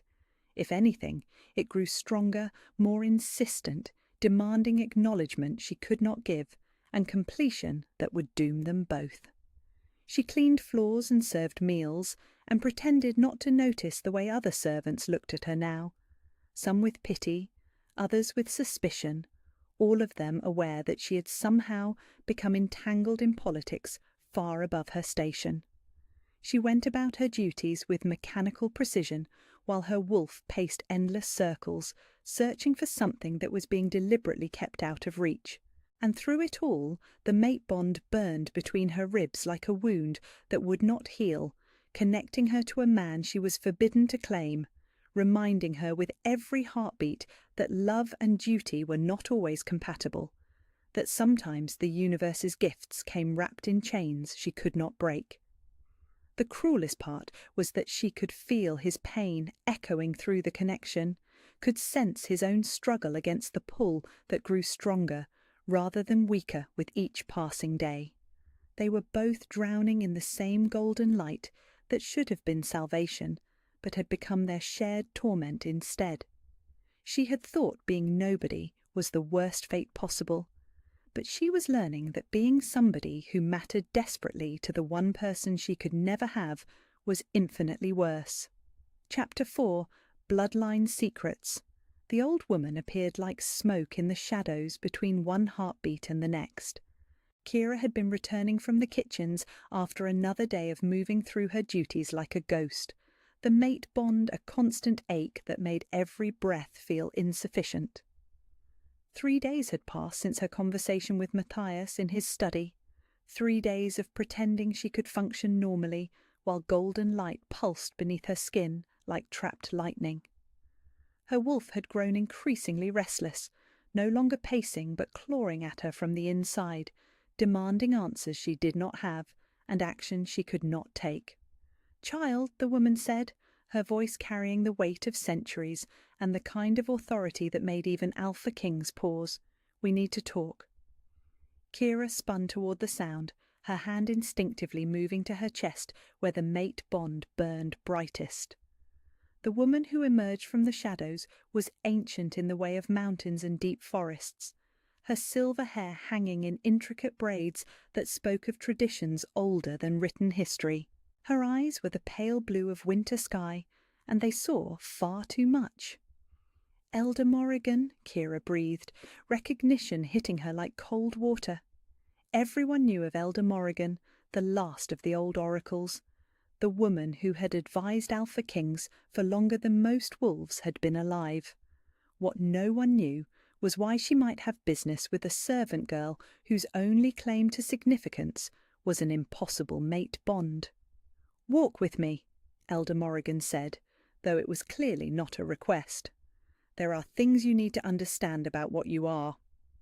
What you are, not who you are, but what, as if her identity was fundamentally different from what she had always believed. Kira followed the elder through corridors she had never seen before, down stone steps that seemed to descend far deeper than the palace's foundation should have allowed. The walls here were older, carved with symbols that made her wolf stir with something that felt like recognition. "Where are we going?" she asked when the silence became too heavy to bear.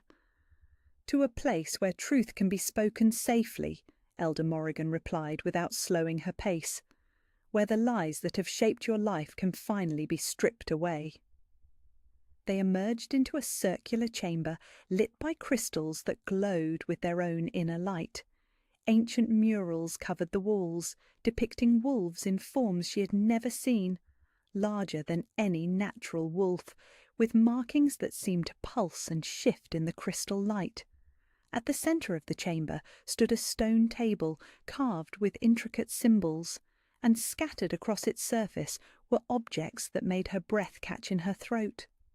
A silver circlet set with stones that gleamed like captured starlight, a ceremonial blade with a hilt wrapped in midnight blue leather, a scroll sealed with wax that bore a crest she had seen before, though she could not place where, and there, lying open as if someone had been reading it moments before, a leather-bound book with pages that looked far older than they should have been. "Do you know what these are?" Elder Morrigan asked, her pale eyes watching Kira's reaction with intense focus. "No," Kira whispered, though that was not entirely true. Something deep inside her recognized these objects, responded to them with a familiarity that made no sense.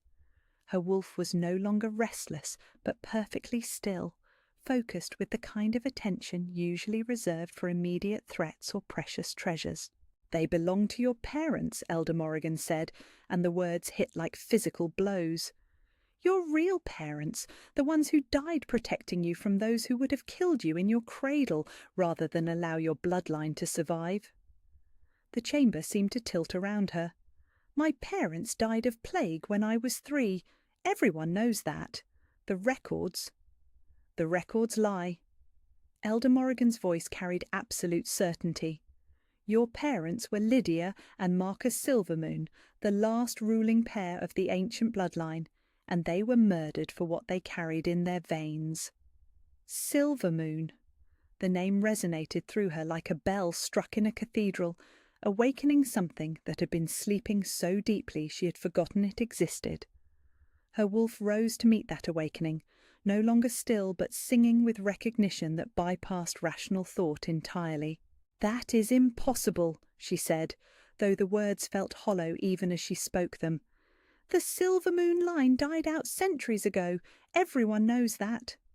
Everyone knows what they have been told to believe. Elder Morrigan moved to the stone table, her fingers trailing over the circlet with reverent care. The truth is far more dangerous than the comfortable lie. Your bloodline carries power that makes kingdoms tremble, child. Power that was deliberately suppressed to keep you hidden from those who would destroy you rather than see you claim your birthright. What power? The question emerged as barely a whisper. Elder Morrigan lifted the leather-bound book and began reading in a voice that carried the weight of prophecy. The Silver Moon bloodline shall carry the gift of the Ancient Ones, able to command the very elements, to heal what is broken and destroy what threatens the innocent. Their wolves shall be silver as moonlight, marked with the old runes, and their mate bonds shall burn like star fire, unbreakable and eternal.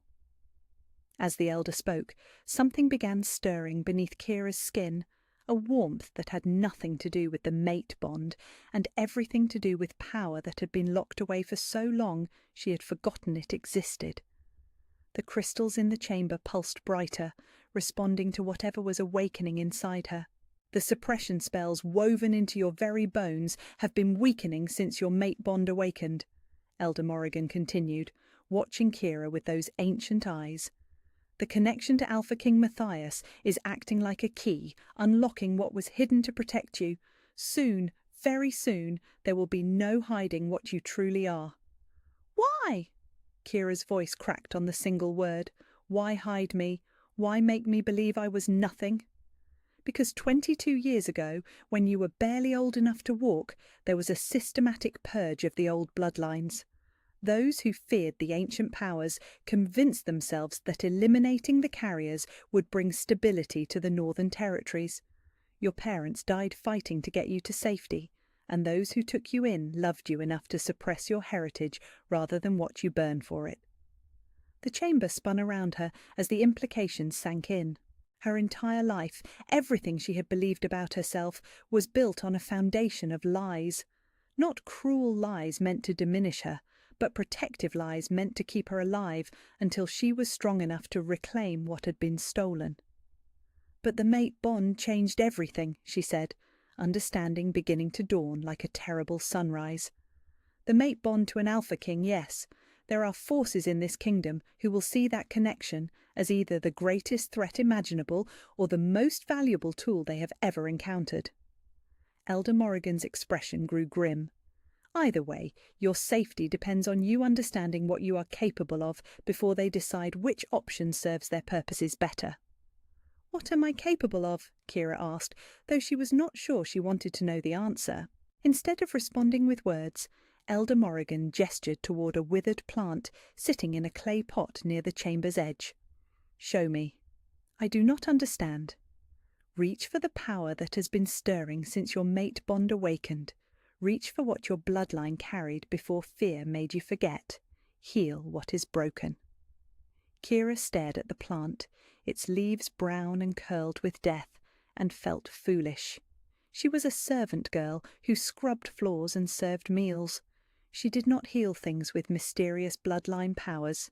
She did not command elements or destroy threats. She was nobody special, regardless of what ancient books might claim about her parentage. But her wolf disagreed, rising to meet some call she could not quite hear, and almost without thinking she extended her hand toward the dying plant. Light poured from her fingers like liquid starfire. The plant straightened as if pulled by invisible strings, its brown leaves unfurling into vibrant green, new growth sprouting from stems that had been withered moments before. The light continued flowing from her hands, brighter and more beautiful than anything she had ever seen, and she felt power singing through her veins like a river that had finally been allowed to reach the sea. Impossible, she whispered, staring at her glowing hands as the light slowly faded. Not impossible, Elder Morrigan corrected. Inevitable. This is what you have always been, child.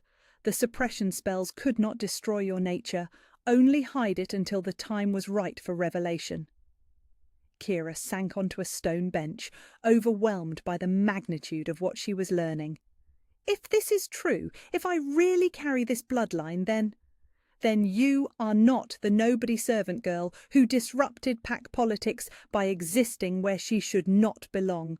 You are the lost heir to one of the most powerful bloodlines in history, and your mate bond to the Alpha King is not an impossible accident, but a restoration of ancient alliances that once kept the Northern Territories in balance.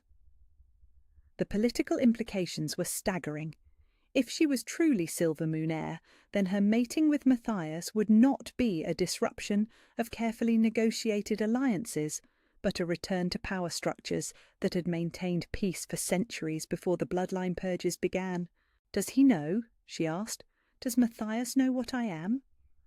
"I suspect he is beginning to understand that you are far more than you appear. The royal libraries contain references to the old bloodlines, and he is not a fool." Elder Morrigan moved closer, her expression serious. "But knowledge and acceptance are different things. He has been raised to believe the old powers were dangerous, that their elimination was necessary for stability. Learning that his destined mate carries the very bloodline he was taught to fear will test him in ways that may determine the fate of kingdoms." "What am I supposed to do with this information?" Kira asked, feeling lost in possibilities she had never imagined existed. "You are supposed to prepare," Elder Morrigan said simply. "The suppression spells are weakening rapidly now that your power has been acknowledged. Within days, perhaps hours, they will fail entirely. When that happens, every wolf with supernatural sensitivity will know exactly what you are. And then? And then, child, you will have to choose whether to reclaim your birthright or spend the rest of your life running from those who would use your power for their own purposes." The elder's pale eyes held depths of knowledge that made Kira feel very young and very afraid. Either way, the girl who believed herself to be nobody is gone forever. The question is, what rises to take her place? As if summoned by her words, the mate bond pulsed with sudden intensity, golden light flaring bright enough to illuminate the entire chamber. Somewhere above them, Matthias was experiencing the same surge of connection, the same undeniable pull towards something he had been trying to resist. "He feels it," Elder Morrigan observed with satisfaction. "The change in your power signature, the awakening of what was hidden. Soon he will have to choose between the comfortable lie of political necessity and the terrifying truth of what the universe has placed in his path."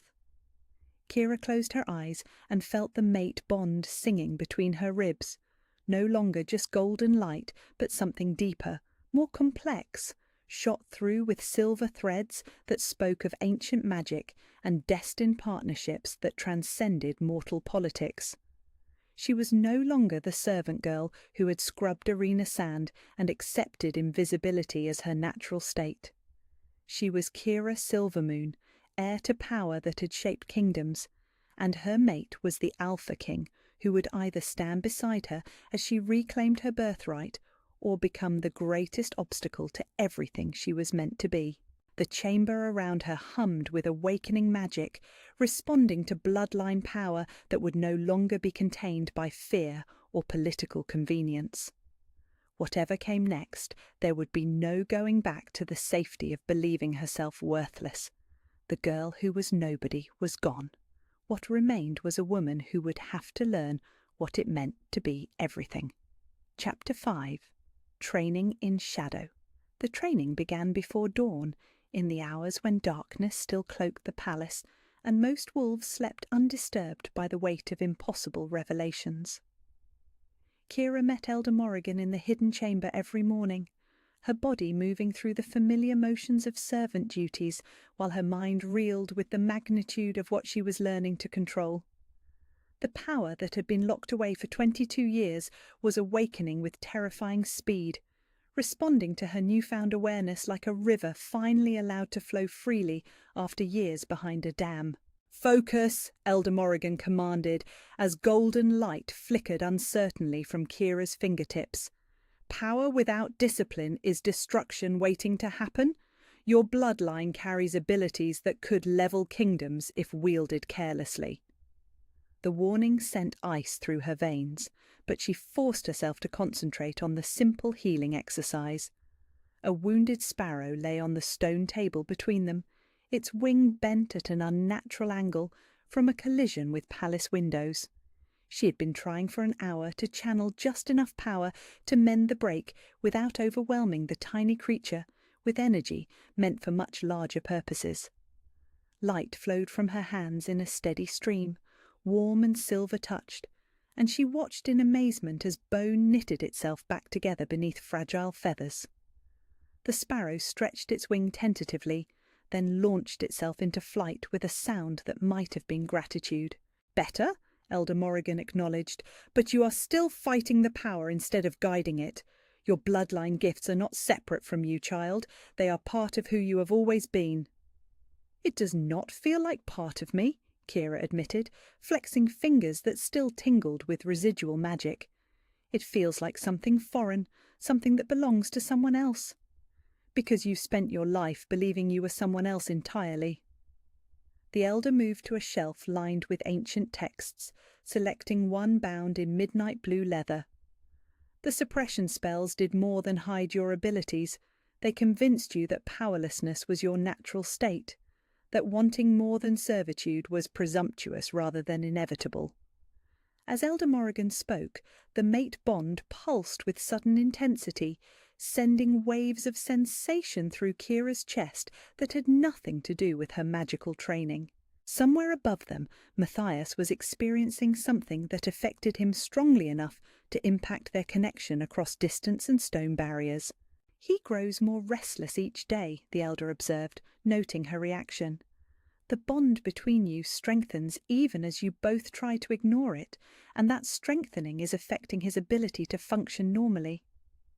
Kira pressed her hand to her chest, where the golden warmth burned brightest. "Is he in pain?" "The same pain you carry, amplified by his responsibilities and his desperate attempts to maintain the political arrangements that require him to deny what he feels."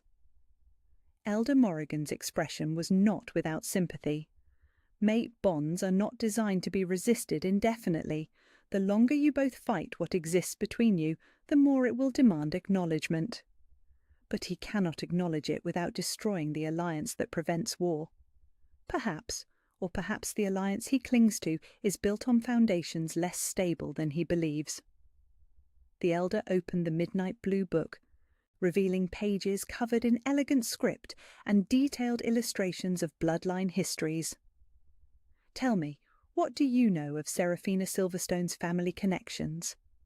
The question seemed to come from nowhere, but Kira had learned to trust Elder Morrigan's seemingly random inquiries. She is the daughter of Lord Commander Silverstone, heir to territories in the southern reaches. The alliance with her family secures trade routes and mutual defence agreements. "And her magical heritage?" Kira paused, realising she had never heard anyone discuss Seraphina's supernatural abilities or bloodline gifts. In a world where power often determined political value, that absence was suddenly glaring. "I do not know." "Because there is nothing to know." Elder Morrigan turned a page, revealing a family tree that showed the Silverstone line branching into dozens of political marriages, but displaying no markers for magical inheritance. The Silverstone family gained their current status through shrewd politics and strategic alliances, not through bloodline power. They are, for all practical purposes, mundane wolves with excellent negotiation skills. The implications hit Kira like cold water. "You are saying that Matthias is being pressured to mate with someone who cannot offer the supernatural partnership that Alpha Kings have traditionally relied upon. I am saying that the old alliances were built on complementary power, not political convenience. Your mate's greatest strength has always come from the supernatural bonds that tie him to the land and its people. Mating with someone who cannot share that connection will weaken him in ways that no trade agreement can compensate for." As if summoned by their conversation, the mate bond flared again, stronger this time, carrying with it an echo of frustration and longing that made Kira's breath catch. She could feel Matthias fighting the connection even now, could sense his struggle against something that grew more insistent with each passing hour. "He needs to know what I am," she said, the certainty settling into her bones, like truth finally acknowledged. "He needs to understand that choosing me would not be political disaster, but political restoration." "Knowledge and acceptance are different things," Elder Morrigan warned. "He has been raised to believe the old bloodlines were dangerous, that their power led to instability and conflict. Learning that you carry Silvermoon heritage may frighten him more than it reassures him." The possibility that Matthias might reject her not despite her power, but because of it, was a knife between her ribs. But the alternative, allowing him to bind himself to a political arrangement that would weaken them both, was equally unbearable. "Then I need to prove that my power is not a threat," Kira said. "I need to show him what we could accomplish together instead of what we might destroy." Elder Morrigan studied her with those ancient eyes, and whatever she saw there seemed to satisfy some internal evaluation. "Very well, but understand that once you begin actively using your abilities outside this chamber, there will be no hiding what you are. Every supernatural sensitive in the palace will know that something has changed, including Seraphina. Especially Seraphina. She may lack magical heritage, but she has spent her life around those who possess it. She will recognize the shift in your power signature immediately." The elder's expression grew serious, "and she will understand exactly what that shift means for her political position." A chill ran down Kira's spine at the thought of Seraphina's reaction to learning her carefully negotiated future was under threat from a servant girl with inconvenient bloodline claims. But hiding would not make the danger disappear, and every day they delayed was another day of increasing bond pain for both her and Matthias. "What do you recommend?" she asked. "Practice. Learn to control your abilities well enough that when revelation becomes inevitable, you can demonstrate mastery rather than chaos." Elder Morrigan moved to another section of the chamber where weapons hung from ancient wall mounts. "Your bloodline gifts extend beyond healing, child. The Silvermoon wolves were warriors as well as healers, protectors of the innocent and destroyers of those who threatened the balance." She lifted a blade from the wall, its silver surface etched with runes that seemed to pulse with their own inner light. The moment Elder Morrigan extended it toward her, Kira felt recognition singing through her bones. Her hand moved to accept the weapon before her mind could question the wisdom of arming herself with artifacts she did not understand. The sword settled into her grip like it had been forged specifically for her hands, perfectly balanced and warm with residual magic. The runes along its blade began glowing brighter, responding to her bloodline signature with increasing intensity. "This was your mother's," Elder Morrigan said quietly. "Forged by Silvermoon smiths 3 generations ago, bonded to the bloodline through rituals older than written history. It will serve you as it served her, but only if you learn to wield both blade and magic as complementary forces." The weight of inheritance settled on her shoulders, not just the sword, but everything it represented. Her parents had died protecting her from those who would eliminate her bloodline. Now she held their weapon and carried their power, and with both came the responsibility to honour their sacrifice by becoming something worthy of what they had given up. "Show me," she said. The training that followed was unlike anything she had imagined possible. Elder Morrigan guided her through forms that felt familiar despite being learned for the first time, her body moving through combat sequences that her bloodline remembered even when her conscious mind did not. Magic flowed through the movements, enhancing speed and strength, allowing her to strike with supernatural force or defend with barriers of pure energy. By the time dawn light began filtering through the chamber's crystal illumination, she was exhausted but exhilarated. For the first time in her life, she felt complete, not broken or inadequate, but exactly what she was meant to be. "Enough for today," Elder Morrigan said, though approval gleamed in her ancient eyes. Return to your duties, but remember what you have learned. The suppression spells weaken further each time you actively use your abilities. Soon, hiding will no longer be an option." Kira nodded and carefully returned the sword to its wall mount, though leaving it behind felt like abandoning part of herself. As she climbed the hidden stairs back to the palace proper, the mate bond pulsed with renewed intensity, as if her magical training had somehow strengthened the connection between her and Matthias. The sensation was strong enough that she paused in an empty corridor, pressing her hand to her chest as golden warmth flooded her system. Through the bond, she could feel his presence with startling clarity, not just his location, but his emotional state.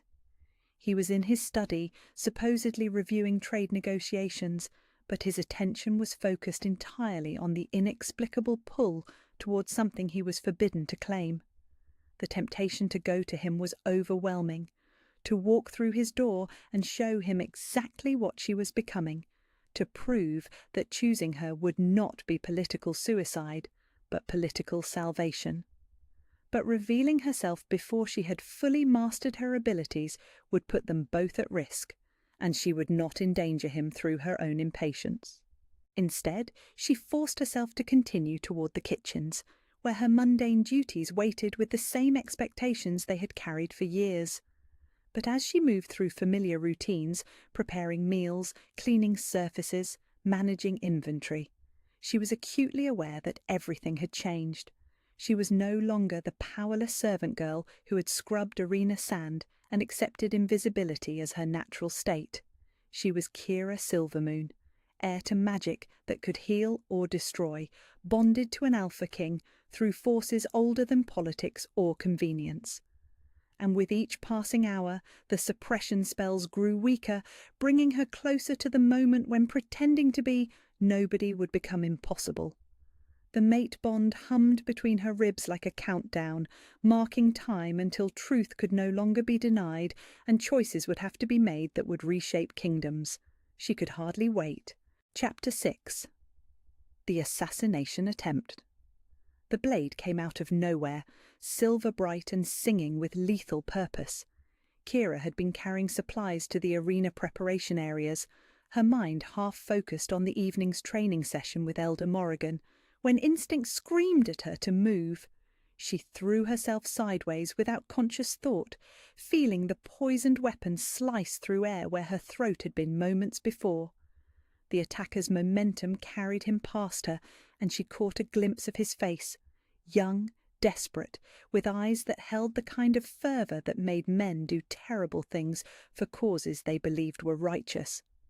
"Nothing personal," he said, spinning to face her with the fluid grace of someone trained for violence. "But you cannot be allowed to disrupt what has been set in motion." The silver blade gleamed in the afternoon light, and she could smell the acrid scent of poison coating its edge. This was not a random attack by someone seeking to rob a servant. This was assassination, planned and purposeful, targeting her specifically for reasons that made her blood run cold. "I do not know what you think I have done," she said, backing away while her mind raced through possibilities for escape.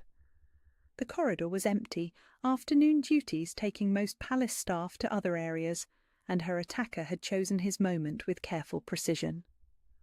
"What you have done," he laughed, a sound edged with hysteria. "You exist, you breathe, you carry blood that should have been spilled 22 years ago when the other abominations were finally cleansed from these lands." Abominations. The word hit her like ice water, confirming her worst suspicions about who had sent him. Someone knew about her bloodline, about the Silvermoon heritage that Elder Morrigan had worked so hard to keep hidden. The suppression spells must have weakened more than they had realized, allowing supernatural sensitives to detect what she truly was. "You have no idea what you are talking about," she said, though the lie felt hollow even to her own ears. "Don't I?" He advanced with predatory patience, the poisoned blade weaving hypnotic patterns between them. The old bloodlines were eliminated for good reason. Their power corrupted everything they touched, led to wars that consumed kingdoms, created hierarchies based on supernatural strength, rather than natural order.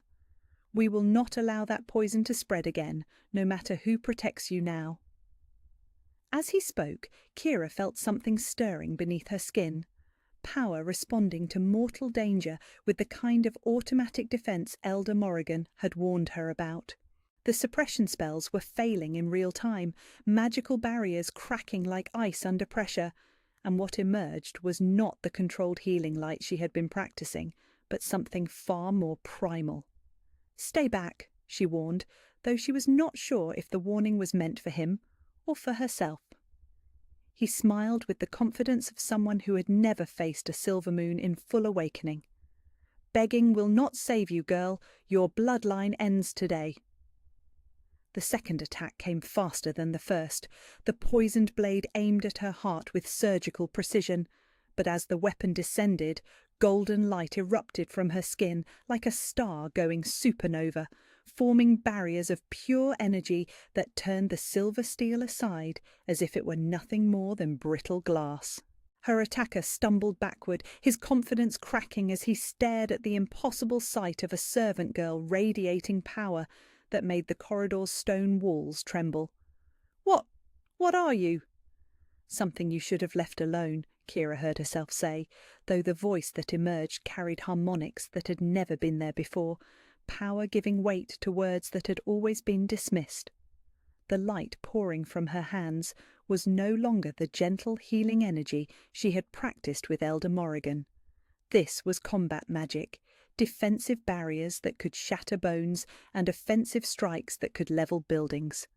Her bloodline gifts were fully awakening under threat, and the careful control she had been learning was swept away by instincts older than rational thought. The assassin raised his blade again, but now his movements were desperate rather than confident, and when he struck at her barriers, the impact sent him flying backward into the corridor wall with bone-crushing force. He crumpled to the stone floor, his weapon clattering away, and did not rise again. Silence fell over the corridor like a held breath, broken only by the sound of her own ragged breathing and the soft crackle of residual magic still sparking from her fingertips. She stared at the unconscious form of the man who had tried to kill her, trying to process what had just happened, when footsteps thundered through the palace halls with the urgency of wolves responding to supernatural disturbance. Alpha King Matthias appeared first, moving with inhuman speed, his eyes scanning the scene with the kind of tactical assessment that had kept him alive through decades of warfare. Behind him came palace guards and Elder Morrigan, whose ancient face showed no surprise at finding Kira standing over a defeated assassin, while power still radiated from her skin. "Are you hurt?" The question emerged from Matthias with raw urgency, the careful distance he had been maintaining shattered by the sight of his mate in danger. The bond between them flared to life with such intensity that golden light became visible in the air connecting them, undeniable evidence of what existed between them. "I am unharmed," she said, though that was not entirely true. She was changed, awakened, exposed in ways that made hiding impossible. Every wolf in the corridor could see the power radiating from her, could sense the shift in her supernatural signature that announced her true nature to anyone capable of recognition. Matthias crossed to her without regard for the watching eyes, his hands moving to frame her face with a tenderness that contradicted every political necessity that should have kept them apart. "The bond," he said quietly, wonder and fear warring in his voice. "I felt your terror, your pain, your power awakening. I have never felt anything so strongly through a connection. Because the connection has never been between mates of this bloodline strength," Elder Morrigan said, approaching with the measured pace of someone unsurprised by dramatic revelations. "What you are experiencing is the true depth of an ancient pairing, one that transcends the political arrangements mortals make for convenience." The guards were examining the unconscious assassin, and one of them looked up with grim recognition. "This is Marcus Redthorn, Your Majesty. He serves in Lady Seraphina's personal guard." The implications hit the corridor like another explosion. Serafina had not merely discovered Kira's bloodline awakening, she had responded to it with assassination, choosing murder over political competition. The evidence was undeniable, the connection clear, and suddenly the careful alliance that Matthias had been so desperate to preserve revealed itself as built on foundations far less stable than anyone had believed. "Bring him to the dungeons for questioning," Matthias commanded, though his attention remained focused entirely on Kira. "And send word that I want Lady Serafina confined to her quarters until this matter can be investigated fully." "Your Majesty," one of the guards ventured carefully, "the political ramifications of accusing Lady Serafina without absolute proof." "The political ramifications of allowing assassination attempts in my own palace are far more concerning," Matthias replied, his voice carrying the kind of absolute authority that ended arguments before they could begin. "My mate has been attacked by agents working for the woman I was supposed to bind myself to. I think our priorities have shifted somewhat." His mate. He had said the words publicly, in front of witnesses, acknowledging what existed between them, despite every political necessity that demanded silence. The golden light connecting them pulsed brighter, responding to his acceptance with joy that neither of them could suppress entirely. Elder Morrigan stepped forward, her ancient eyes holding depths of knowledge that suddenly seemed relevant in ways they had not before. "Your Majesty, there are things about Lady Kira's heritage that you need to understand before making decisions that will reshape kingdoms." "Her heritage?" "She carries the Silvermoon bloodline, thought extinct but deliberately hidden to protect her from exactly this kind of violence. The power you just witnessed is her birthright, awakening in response to the mate bond that connects you." The elder's voice carried absolute certainty. "She is not the nobody servant who disrupted your political arrangements.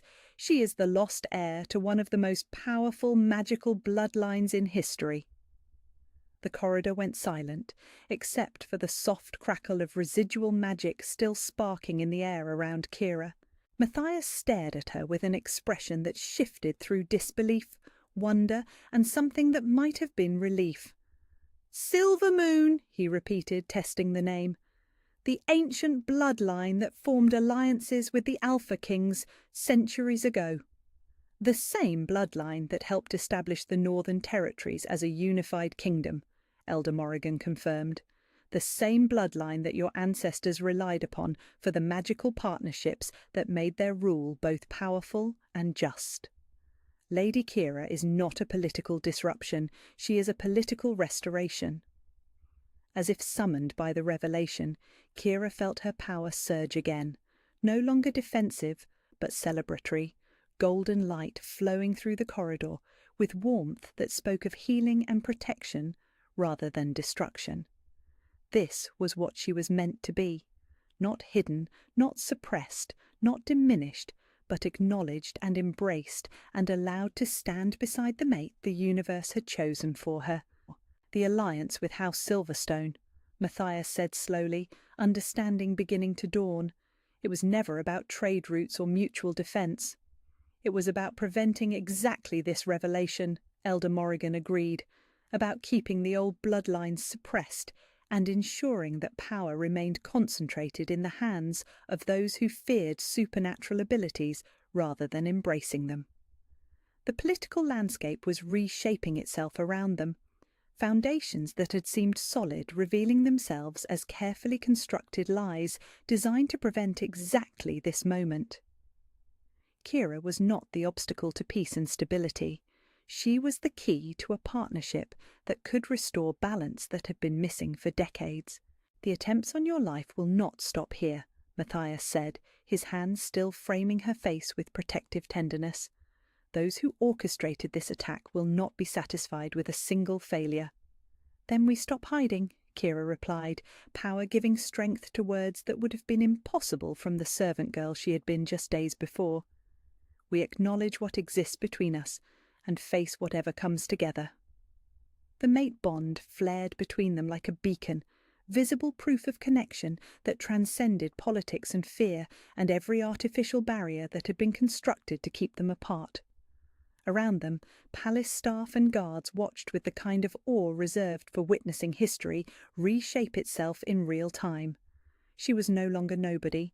She was Kira Silvermoon, heir to ancient power, mate to the Alpha King, and target of those who would rather see her dead than acknowledged. But standing in that corridor, with golden light connecting her to the man who had been chosen for her by forces older than kingdoms, she finally understood what Elder Morrigan had been trying to teach her. She was not broken or inadequate or unworthy of the extraordinary. She was everything she had always been meant to be, and she was done pretending otherwise. Chapter 7. Emotional Confrontation. The garden was bathed in moonlight when they finally found themselves alone. Kira had spent the hours after the assassination attempt answering questions from royal investigators, her newfound power carefully contained but impossible to ignore. Word of the attack had spread through the palace like wildfire, carrying with it whispers about the servant girl who had defended herself with magic that made stones crack and assassins fly. But beneath the political chaos and security concerns, the mate bond had been singing with increasing urgency, demanding acknowledgement that could no longer be denied. Matthias found her by the ancient fountain at the garden's heart, where water fell in silver streams that caught starlight like liquid diamonds.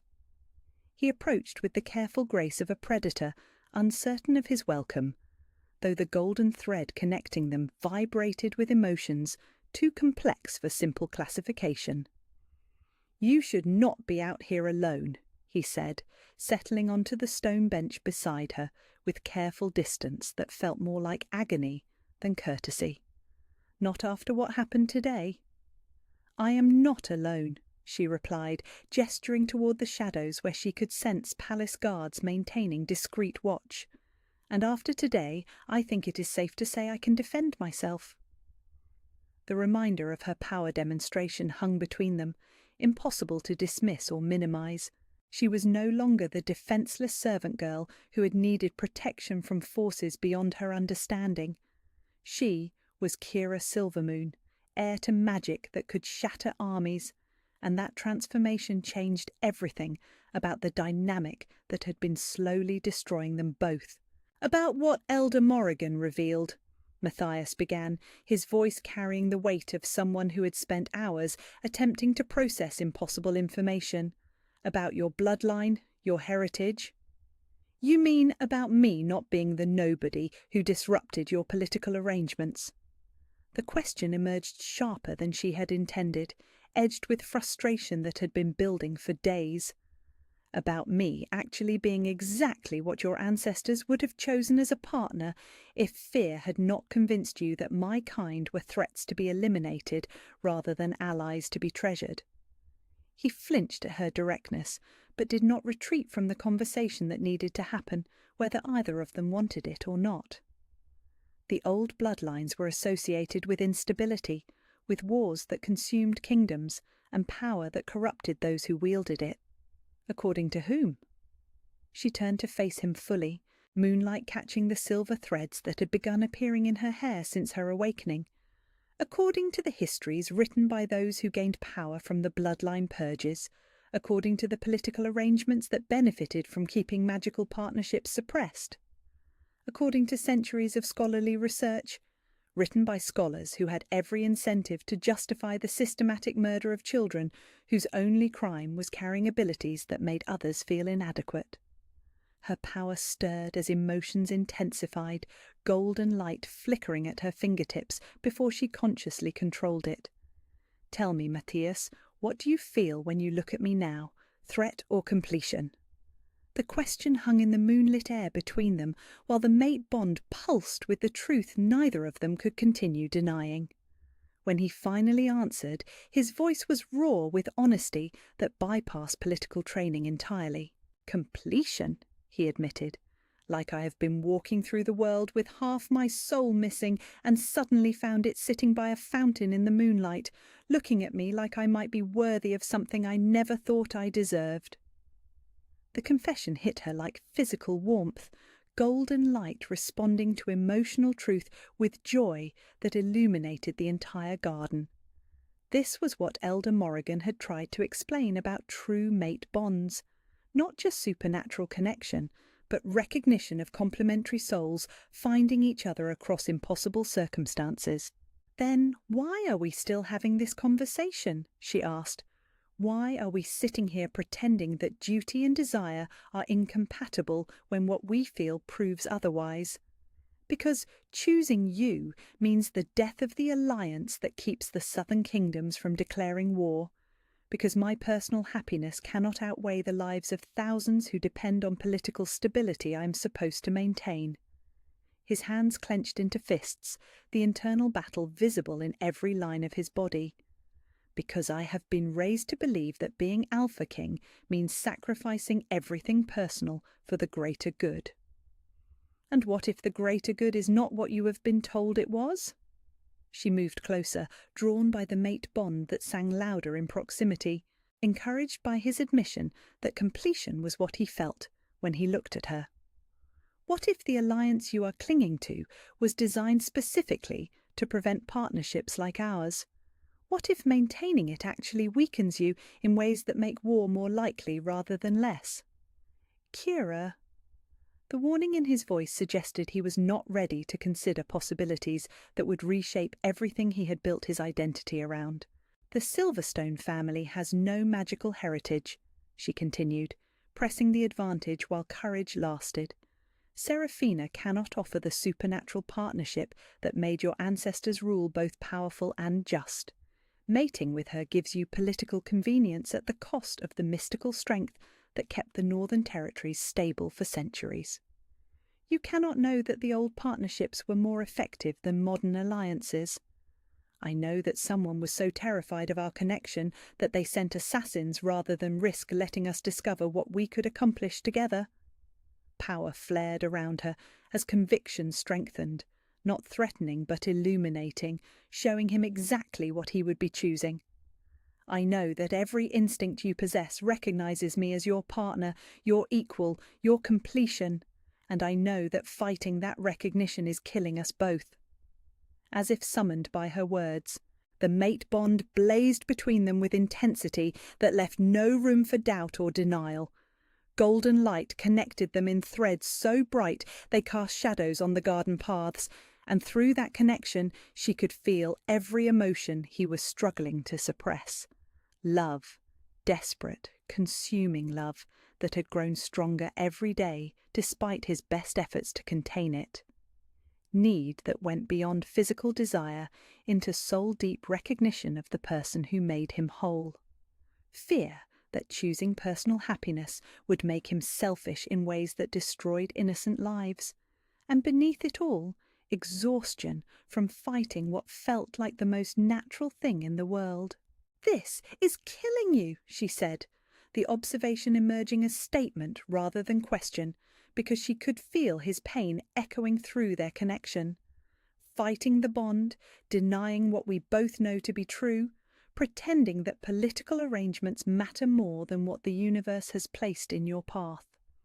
"Yes," he admitted, the single word carrying the weight of weeks spent in agony. "It is killing me. Every moment I spend away from you feels like suffocating. Every time I see you and cannot claim you feels like losing pieces of myself I will never recover. The bond grows stronger instead of weaker, more demanding instead of more manageable, and I do not know how much longer I can endure what feels like ripping my own soul in half." The confession broke something loose inside her chest, some final barrier that had been keeping her from acknowledging the full scope of what they meant to each other. She reached for his hands, covering his clenched fists with palms that sparked with gentle magic. "Then stop enduring it," she said simply. "Stop choosing suffering when joy is sitting right in front of you. Stop prioritizing political fear over supernatural truth. The consequences may not be what you think they will be. The alliance with House Silverstone was built on the assumption that you needed political convenience more than magical partnership. But what if that assumption was wrong? What if choosing me actually strengthens your position rather than weakening it? How could it possibly strengthen my position to break treaties and ignore diplomatic necessities?" Because true strength comes from authentic power, not artificial arrangements. Because your wolf recognizes what will make you stronger, and everything in your supernatural nature is telling you that I am what you need. She squeezed his hands, feeling the tremor that ran through him at simple contact. Because together we represent restoration of the old alliances that kept kingdoms stable for centuries, before fear convinced leaders that magic was something to be eliminated rather than embraced. The mate bond pulsed between them like a heartbeat made of light, connecting not just their bodies but their purposes, their potential, their shared destiny to heal what had been broken by decades of choosing political convenience over supernatural truth. "If I choose you," he said quietly, "if I acknowledge publicly what exists between us and break the arrangements that were made before we knew what we were to each other, there will be no going back. The southern kingdoms may declare war, trade routes may be disrupted, the stability I have worked decades to maintain may crumble. And if you choose duty over truth, over love, over what your wolf recognizes as essential to your strength, you will spend the rest of your life as half the king you were meant to be, bound to someone who cannot share your power or understand your nature or stand beside you as an equal partner." She met his eyes directly, allowing him to see the certainty that had been growing since her awakening began. "I would rather face war as your true mate than watch you diminish yourself for the sake of arrangements that were designed to prevent exactly this kind of partnership." The silence that followed was filled with mate-bond harmonics and the sound of water falling over ancient stones and the weight of decisions that would reshape kingdoms. When he finally spoke, his voice carried the kind of resolution that came from choosing truth over comfort. "The ceremonies are scheduled to begin in 3 days," he said. 3 days before I am supposed to bind myself to someone who is not my mate, not my equal, not the completion my soul recognizes as essential. Then we have 3 days to prove that choosing authenticity over political convenience will strengthen rather than weaken everything you are trying to protect. And if we cannot prove it, if the consequences are as catastrophic as I fear they will be?" She smiled, power and certainty making her beautiful in ways that had nothing to do with physical features and everything to do with finally understanding her own worth. "Then we face them together, as partners, as equals, as mates who refuse to let fear make their choices for them." The mate bond flared with such intensity that the entire garden was bathed in golden light, visible proof of connection that transcended every artificial barrier that had been constructed to keep them apart. This time, neither of them tried to suppress it or hide it or pretend it did not exist. They were done pretending. Whatever came next, they would face it as what they truly were: mates chosen by forces older than politics, partners capable of restoring balance that had been missing for too long, equals who refused to let others' fears determine their destiny. The countdown to transformation had begun. Chapter 8. The Full Awakening. The second attack came at dawn, coordinated and merciless. Kira was walking through the palace corridors toward another training session with Elder Morrigan when the world exploded into violence around her. Not one assassin this time, but 6, moving with military precision and wearing the kind of coordination that spoke of careful planning and significant resources. They had waited for the shift change between guard rotations, striking when she would be most vulnerable, most alone, most likely to die quietly before anyone could respond to supernatural disturbance. They had not accounted for what she was becoming. The first crossbow bolt shattered against barriers of pure light that erupted from her skin without conscious thought. Her power was no longer something she needed to reach for or carefully control.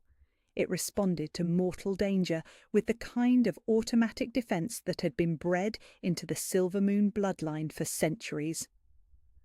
Golden energy crackled around her like living armor, and when the second assassin lunged with a silver blade, she caught it bare-handed, her palm protected by magic that turned deadly metal into harmless fragments. "Silver Moon Witch!" The lead assassin spat, his face twisted with the kind of hatred that made rational negotiation impossible.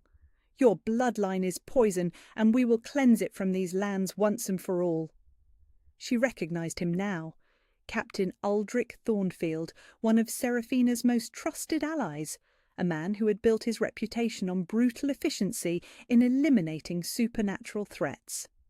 His presence confirmed what she had suspected since the first assassination attempt. This was not random violence, but systematic elimination, orchestrated by those who would rather see her dead than allow the old alliances to be restored. "You have no idea what you are trying to destroy," she said, power making her voice carry harmonics that resonated through stone and bone alike. "We know exactly what you are," Thornfield replied, gesturing for his remaining assassins to spread out in attack formation. "You are everything our ancestors fought to eliminate, everything that brought chaos and war to these lands, everything that made kingdoms bow to supernatural tyrants instead of natural leaders." As he spoke, she felt something stirring deep within her bloodline consciousness, power that had been dormant for generations, awakening in response to existential threat. The suppression spells that had hidden her true nature were not just failing, they were shattering completely, torn apart by magic that refused to remain contained when her life was at stake. The transformation began without warning or mercy. Pain lanced through every bone as they cracked and reformed, as her spine elongated and her face pushed forward into something that was no longer entirely human. She heard herself scream, but the sound emerged as something between a howl and a roar, filled with rage that belonged to centuries of hidden bloodline and power that had been suppressed for too long. Her shift was unlike anything she had experienced before, unlike anything the palace had ever witnessed. Where normal wolves grew larger and more powerful, she became something that belonged to legend rather than reality. Her form stretched upward until she stood nearly 8 feet tall, silver fur gleaming with markings that pulsed like living starlight, eyes burning with golden fire that spoke of magic older than written history. This was not just a wolf. This was the ancient guardian form that Silvermoon bloodline carried in their deepest genetics, the supernatural protector that had once stood beside Alpha Kings as equal partners in maintaining the balance between mortal politics and mystical forces. The assassins stared in horror at what they had unleashed, their carefully planned attack dissolving into panic as they realized they were no longer hunting a servant girl, but facing something that belonged to their worst nightmares about why the old bloodlines had been feared. She moved with speed that made their crossbow bolts seem like they were flying through honey, power flowing from her in waves that cracked the corridor's stone walls and sent furniture sliding away from the epicenter of her transformation. When Captain Thornfield raised his blade in desperate defence, she caught him by the throat with claws that gleamed like silver moonlight and lifted him from the ground as if he weighed nothing at all. "You wanted to cleanse my bloodline from these lands?" The voice that emerged from her transformed throat carried harmonics that belonged to pack alphas and ancient queens, power given audible form that made lesser wolves submit automatically. "Let me show you exactly what you would be destroying." Light exploded from her in all directions, not the gentle healing energy she had practiced with Elder Morrigan, but combat magic designed to protect the innocent by utterly overwhelming anything that threatened them.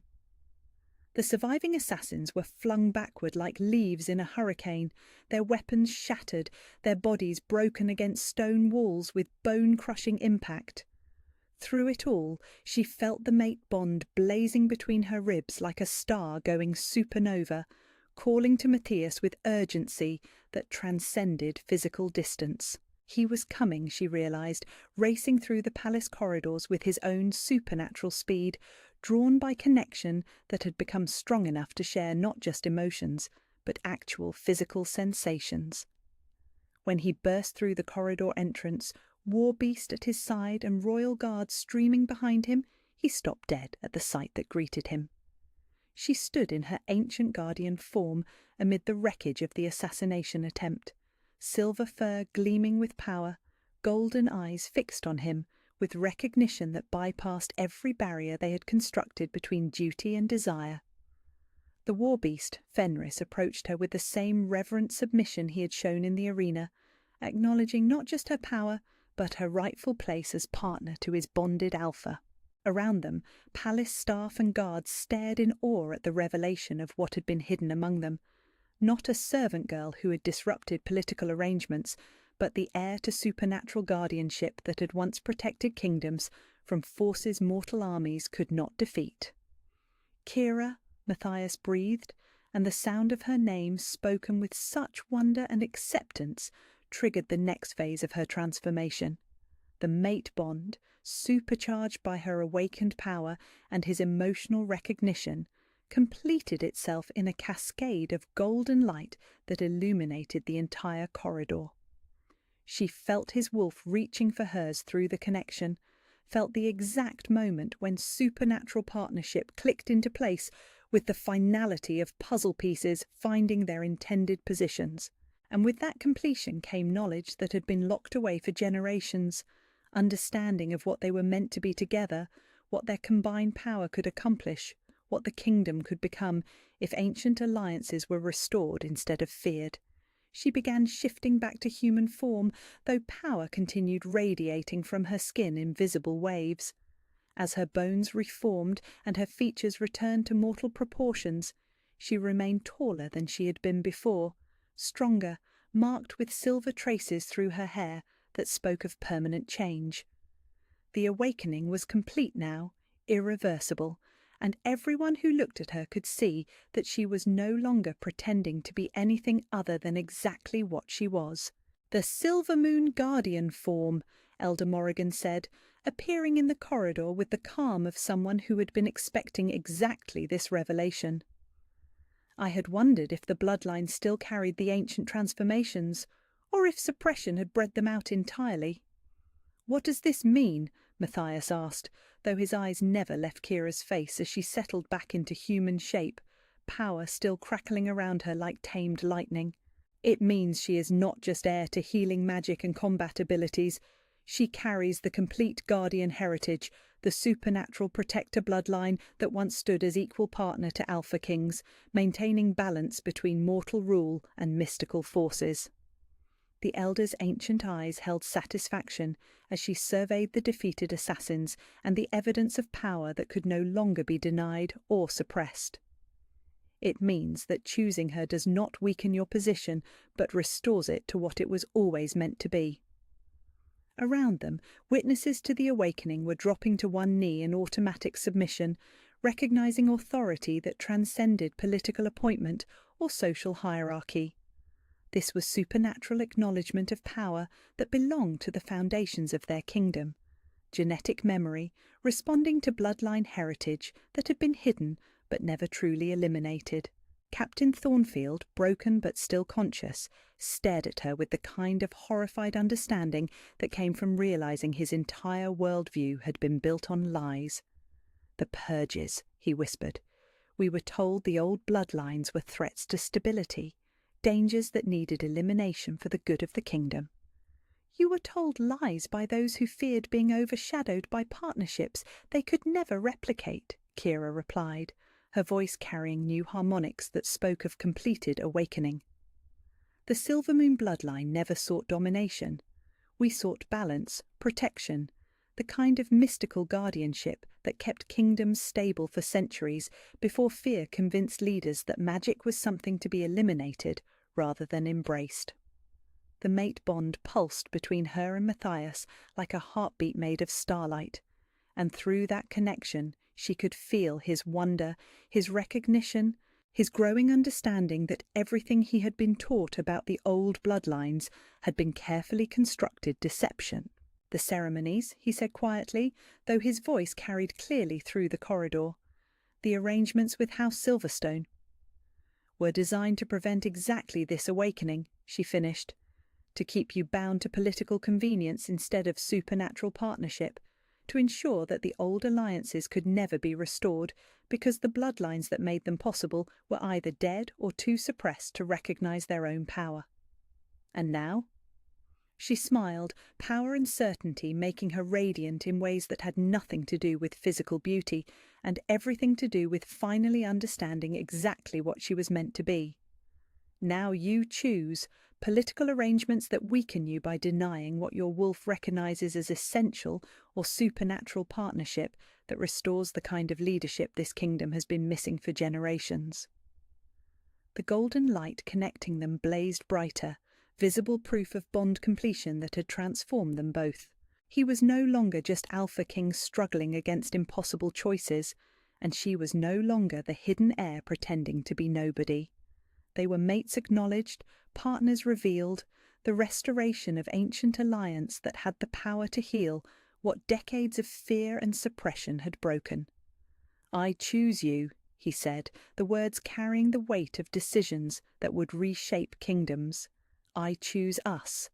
I choose what we can become together instead of what others' fears would make us remain apart." The mate bond sang with completion as he crossed to her, power recognizing power, authority acknowledging authority, two halves of an ancient partnership finally allowed to become whole. When he took her in his arms, golden light erupted around them both, visible to every witness, undeniable proof that some choices transcended politics and reached into the realm of supernatural destiny. She had awakened completely now, transformed from hidden servant to acknowledged guardian, from nobody to everything she had always been meant to be. And standing in his arms with power crackling around them both like captured starfire, she finally understood what Elder Morrigan had been trying to teach her from the beginning.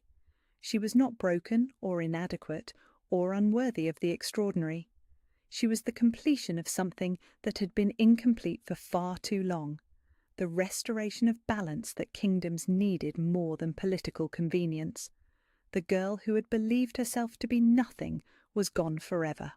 What remained was a woman who would reshape the world. Chapter 9. Political Rebellion. The throne room had never witnessed anything like what was about to unfold. Word of the awakening had spread through the palace like wildfire, carrying with it whispers that the servant girl was not who anyone had believed her to be, that ancient power walked among them once again, that everything they thought they knew about bloodlines and political necessity was built on foundations of deliberate deception. By the time the emergency council was called, representatives from every major house had gathered with the kind of nervous energy that preceded either celebration or catastrophe. Kira stood beside Matthias at the foot of the throne, no longer hiding behind servants' clothing, but dressed in silver and midnight blue that seemed to hold starlight in their threads. The awakening had changed her in ways that went beyond supernatural abilities. She moved with the confidence of someone who finally understood her place in the world, spoke with the authority that came from accepting rather than suppressing what she truly was. The mate bond hummed between them like a living thing, visible threads of golden light that no one could pretend to ignore. Every supernatural sensitive in the room could feel the completed connection, could sense the depth of partnership that transcended political arrangement and reached into the realm of ancient alliance.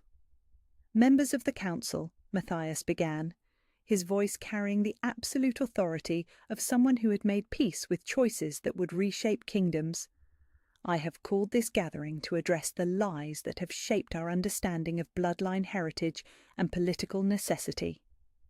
The murmur that rippled through the assembled nobility was a mixture of curiosity and apprehension. Lord Commander Silverstone sat in the front row beside his daughter, both wearing expressions of barely controlled panic as they began to understand that their carefully negotiated future was crumbling in real time. "For weeks we have been planning ceremonies that would bind me to Lady Seraphina in marriage, designed to secure alliances and maintain stability," Matthias continued. "Those arrangements were made in ignorance of truths that have only recently been revealed." Elder Morrigan stepped forward from the shadows where she had been waiting, her ancient presence commanding attention from wolves who had heard legends of her wisdom but never seen her involve herself directly in court politics. The Silvermoon bloodline was not eliminated 22 years ago, the elder announced, her voice carrying clearly through the throne room's acoustics. The heir survived, hidden and suppressed to protect her from those who would rather see ancient power destroyed than restored to its rightful place.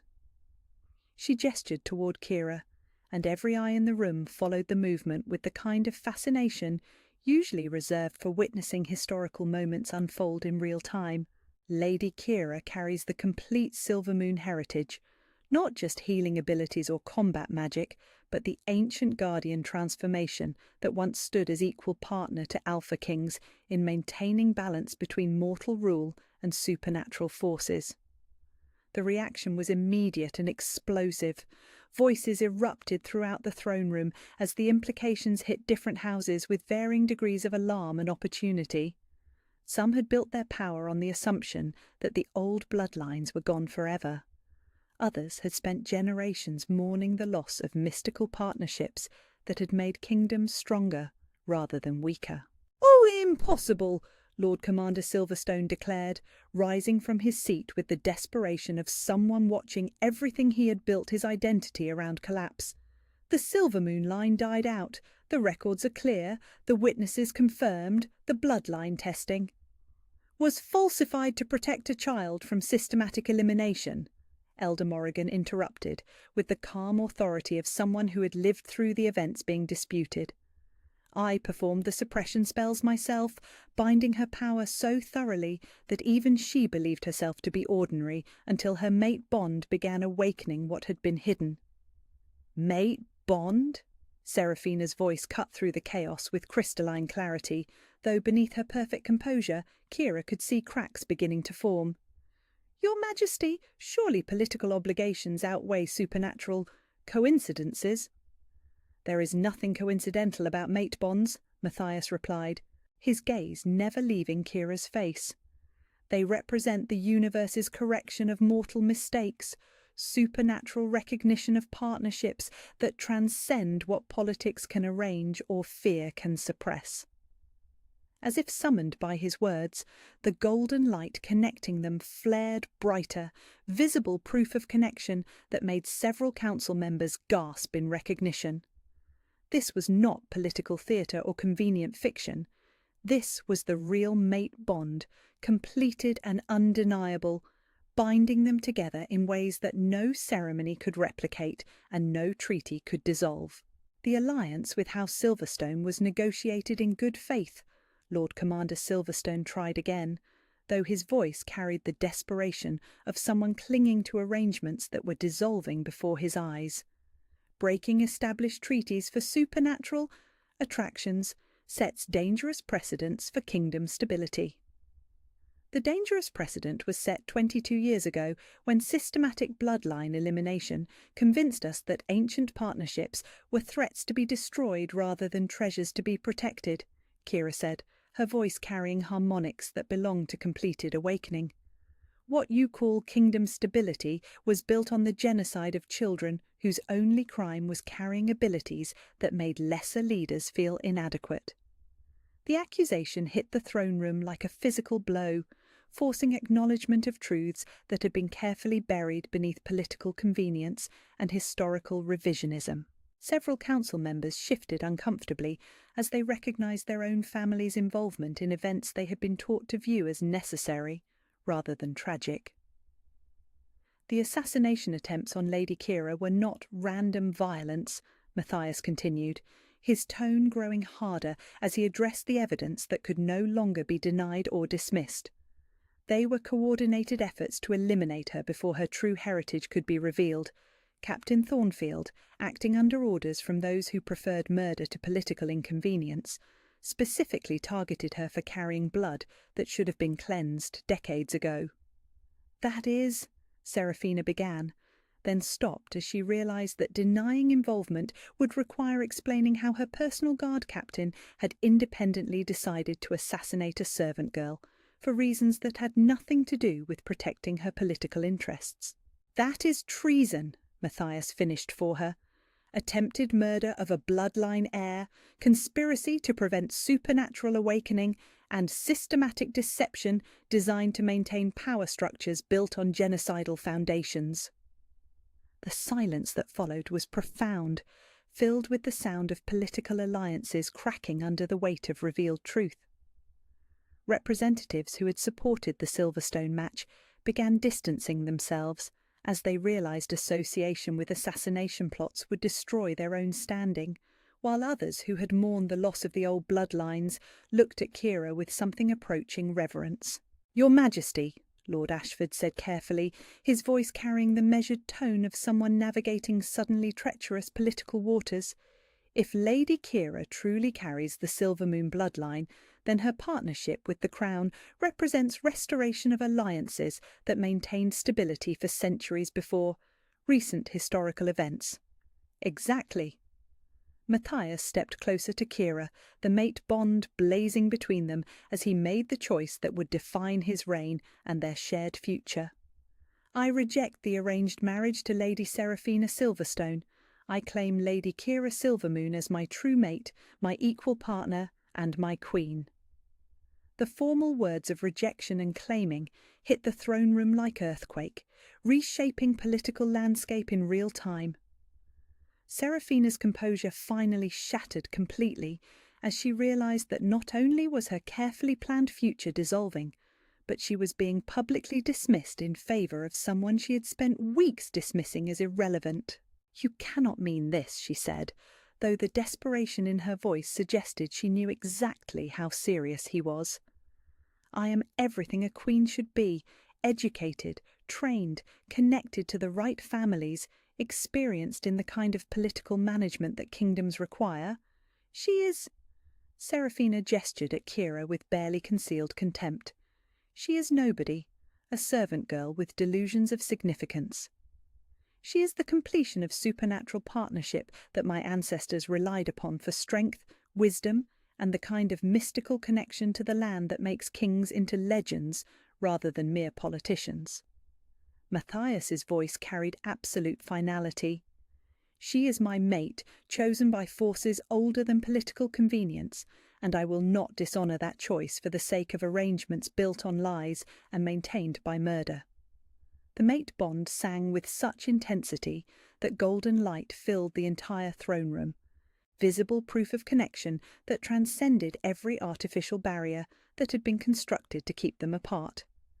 Power flowed between them in waves that made the ancient stones themselves seem to hum with approval, as if the very foundation of the kingdom recognised the restoration of something that had been missing for too long. "All treaties and agreements related to my marriage with House Silverstone are hereby dissolved," Matthias announced. "Lady Seraphina and Lord Commander Silverstone are free to negotiate new alliances that do not depend on binding me to someone who is not my destined partner." "The political ramifications," Lord Commander Silverstone began desperately, "will be managed through diplomatic channels that do not require me to sacrifice supernatural partnership for the sake of arrangements that were designed specifically to prevent such partnerships from forming." Matthias's tone suggested the conversation was over rather than beginning. The southern kingdoms will have to accept that their alliance with the northern territories will be built on mutual benefit rather than hostage marriages. Around the throne room, council members were beginning to align themselves with new political realities. Those who had built their power on suppressing the old bloodlines found themselves suddenly isolated, while representatives who had always believed the ancient partnerships were valuable rather than dangerous moved to support what they recognised as historical restoration rather than political disruption. "Lady Kira Silvermoon," Matthias said, turning to face her with expression that combined love, respect, and absolute certainty. "Will you accept the crown, the partnership, and the responsibility of standing beside me as equal ruler of the Northern Territories?" The question was formal, ceremonial, required by tradition, even when the answer was already written in golden light connecting their souls. But as she looked out at the assembled council, some supportive, others resigned, a few still hostile but no longer powerful enough to prevent what was happening, She felt the weight of transformation settling into her bones. She was no longer the servant girl who had believed herself unworthy of anything beyond invisible servitude. She was Kira Silvermoon, awakened guardian, completed mate, heir to power that could heal kingdoms or destroy those who threatened the innocent. The universe had placed this choice in her path, and she would not dishonor the gift by refusing it out of fear or false modesty. "I accept," she said, her voice carrying clearly through the throne room and into history itself. The mate bond exploded with joy, golden light cascading through the ancient space like captured starfire, blessing what was finally being allowed to exist without fear or suppression. Around them, witnesses to the political revolution dropped to one knee in acknowledgement of what they had just seen. Not the disruption of carefully laid plans, but the restoration of alliance that had the power to make kingdoms stronger than they had been in generations. Seraphina rose from her seat with the rigid dignity of someone whose world had just ended, but who refused to allow that ending to destroy her composure entirely. "I wish you both every happiness," she said, though the words emerged through gritted teeth. "I hope you find that love conquers the political chaos you have just unleashed." "Love does not need to conquer anything," Kira replied gently, power giving weight to words that might otherwise have been dismissed. "It simply reveals what was always meant to be once fear stops preventing recognition of what serves the greater good." As the formal session dissolved into smaller conversations and political realignments, Matthias drew her close enough that their foreheads touched, mate bond humming between them with the contentment of truth finally acknowledged and choices finally made. "No going back," he murmured against her skin. "No going back," she agreed, though the prospect held no terror now that they were facing the future together. The political revolution was complete. What remained was building something worthy of the ancient alliance they represented, and proving to kingdoms that had forgotten the old ways that some partnerships were strong enough to reshape the world.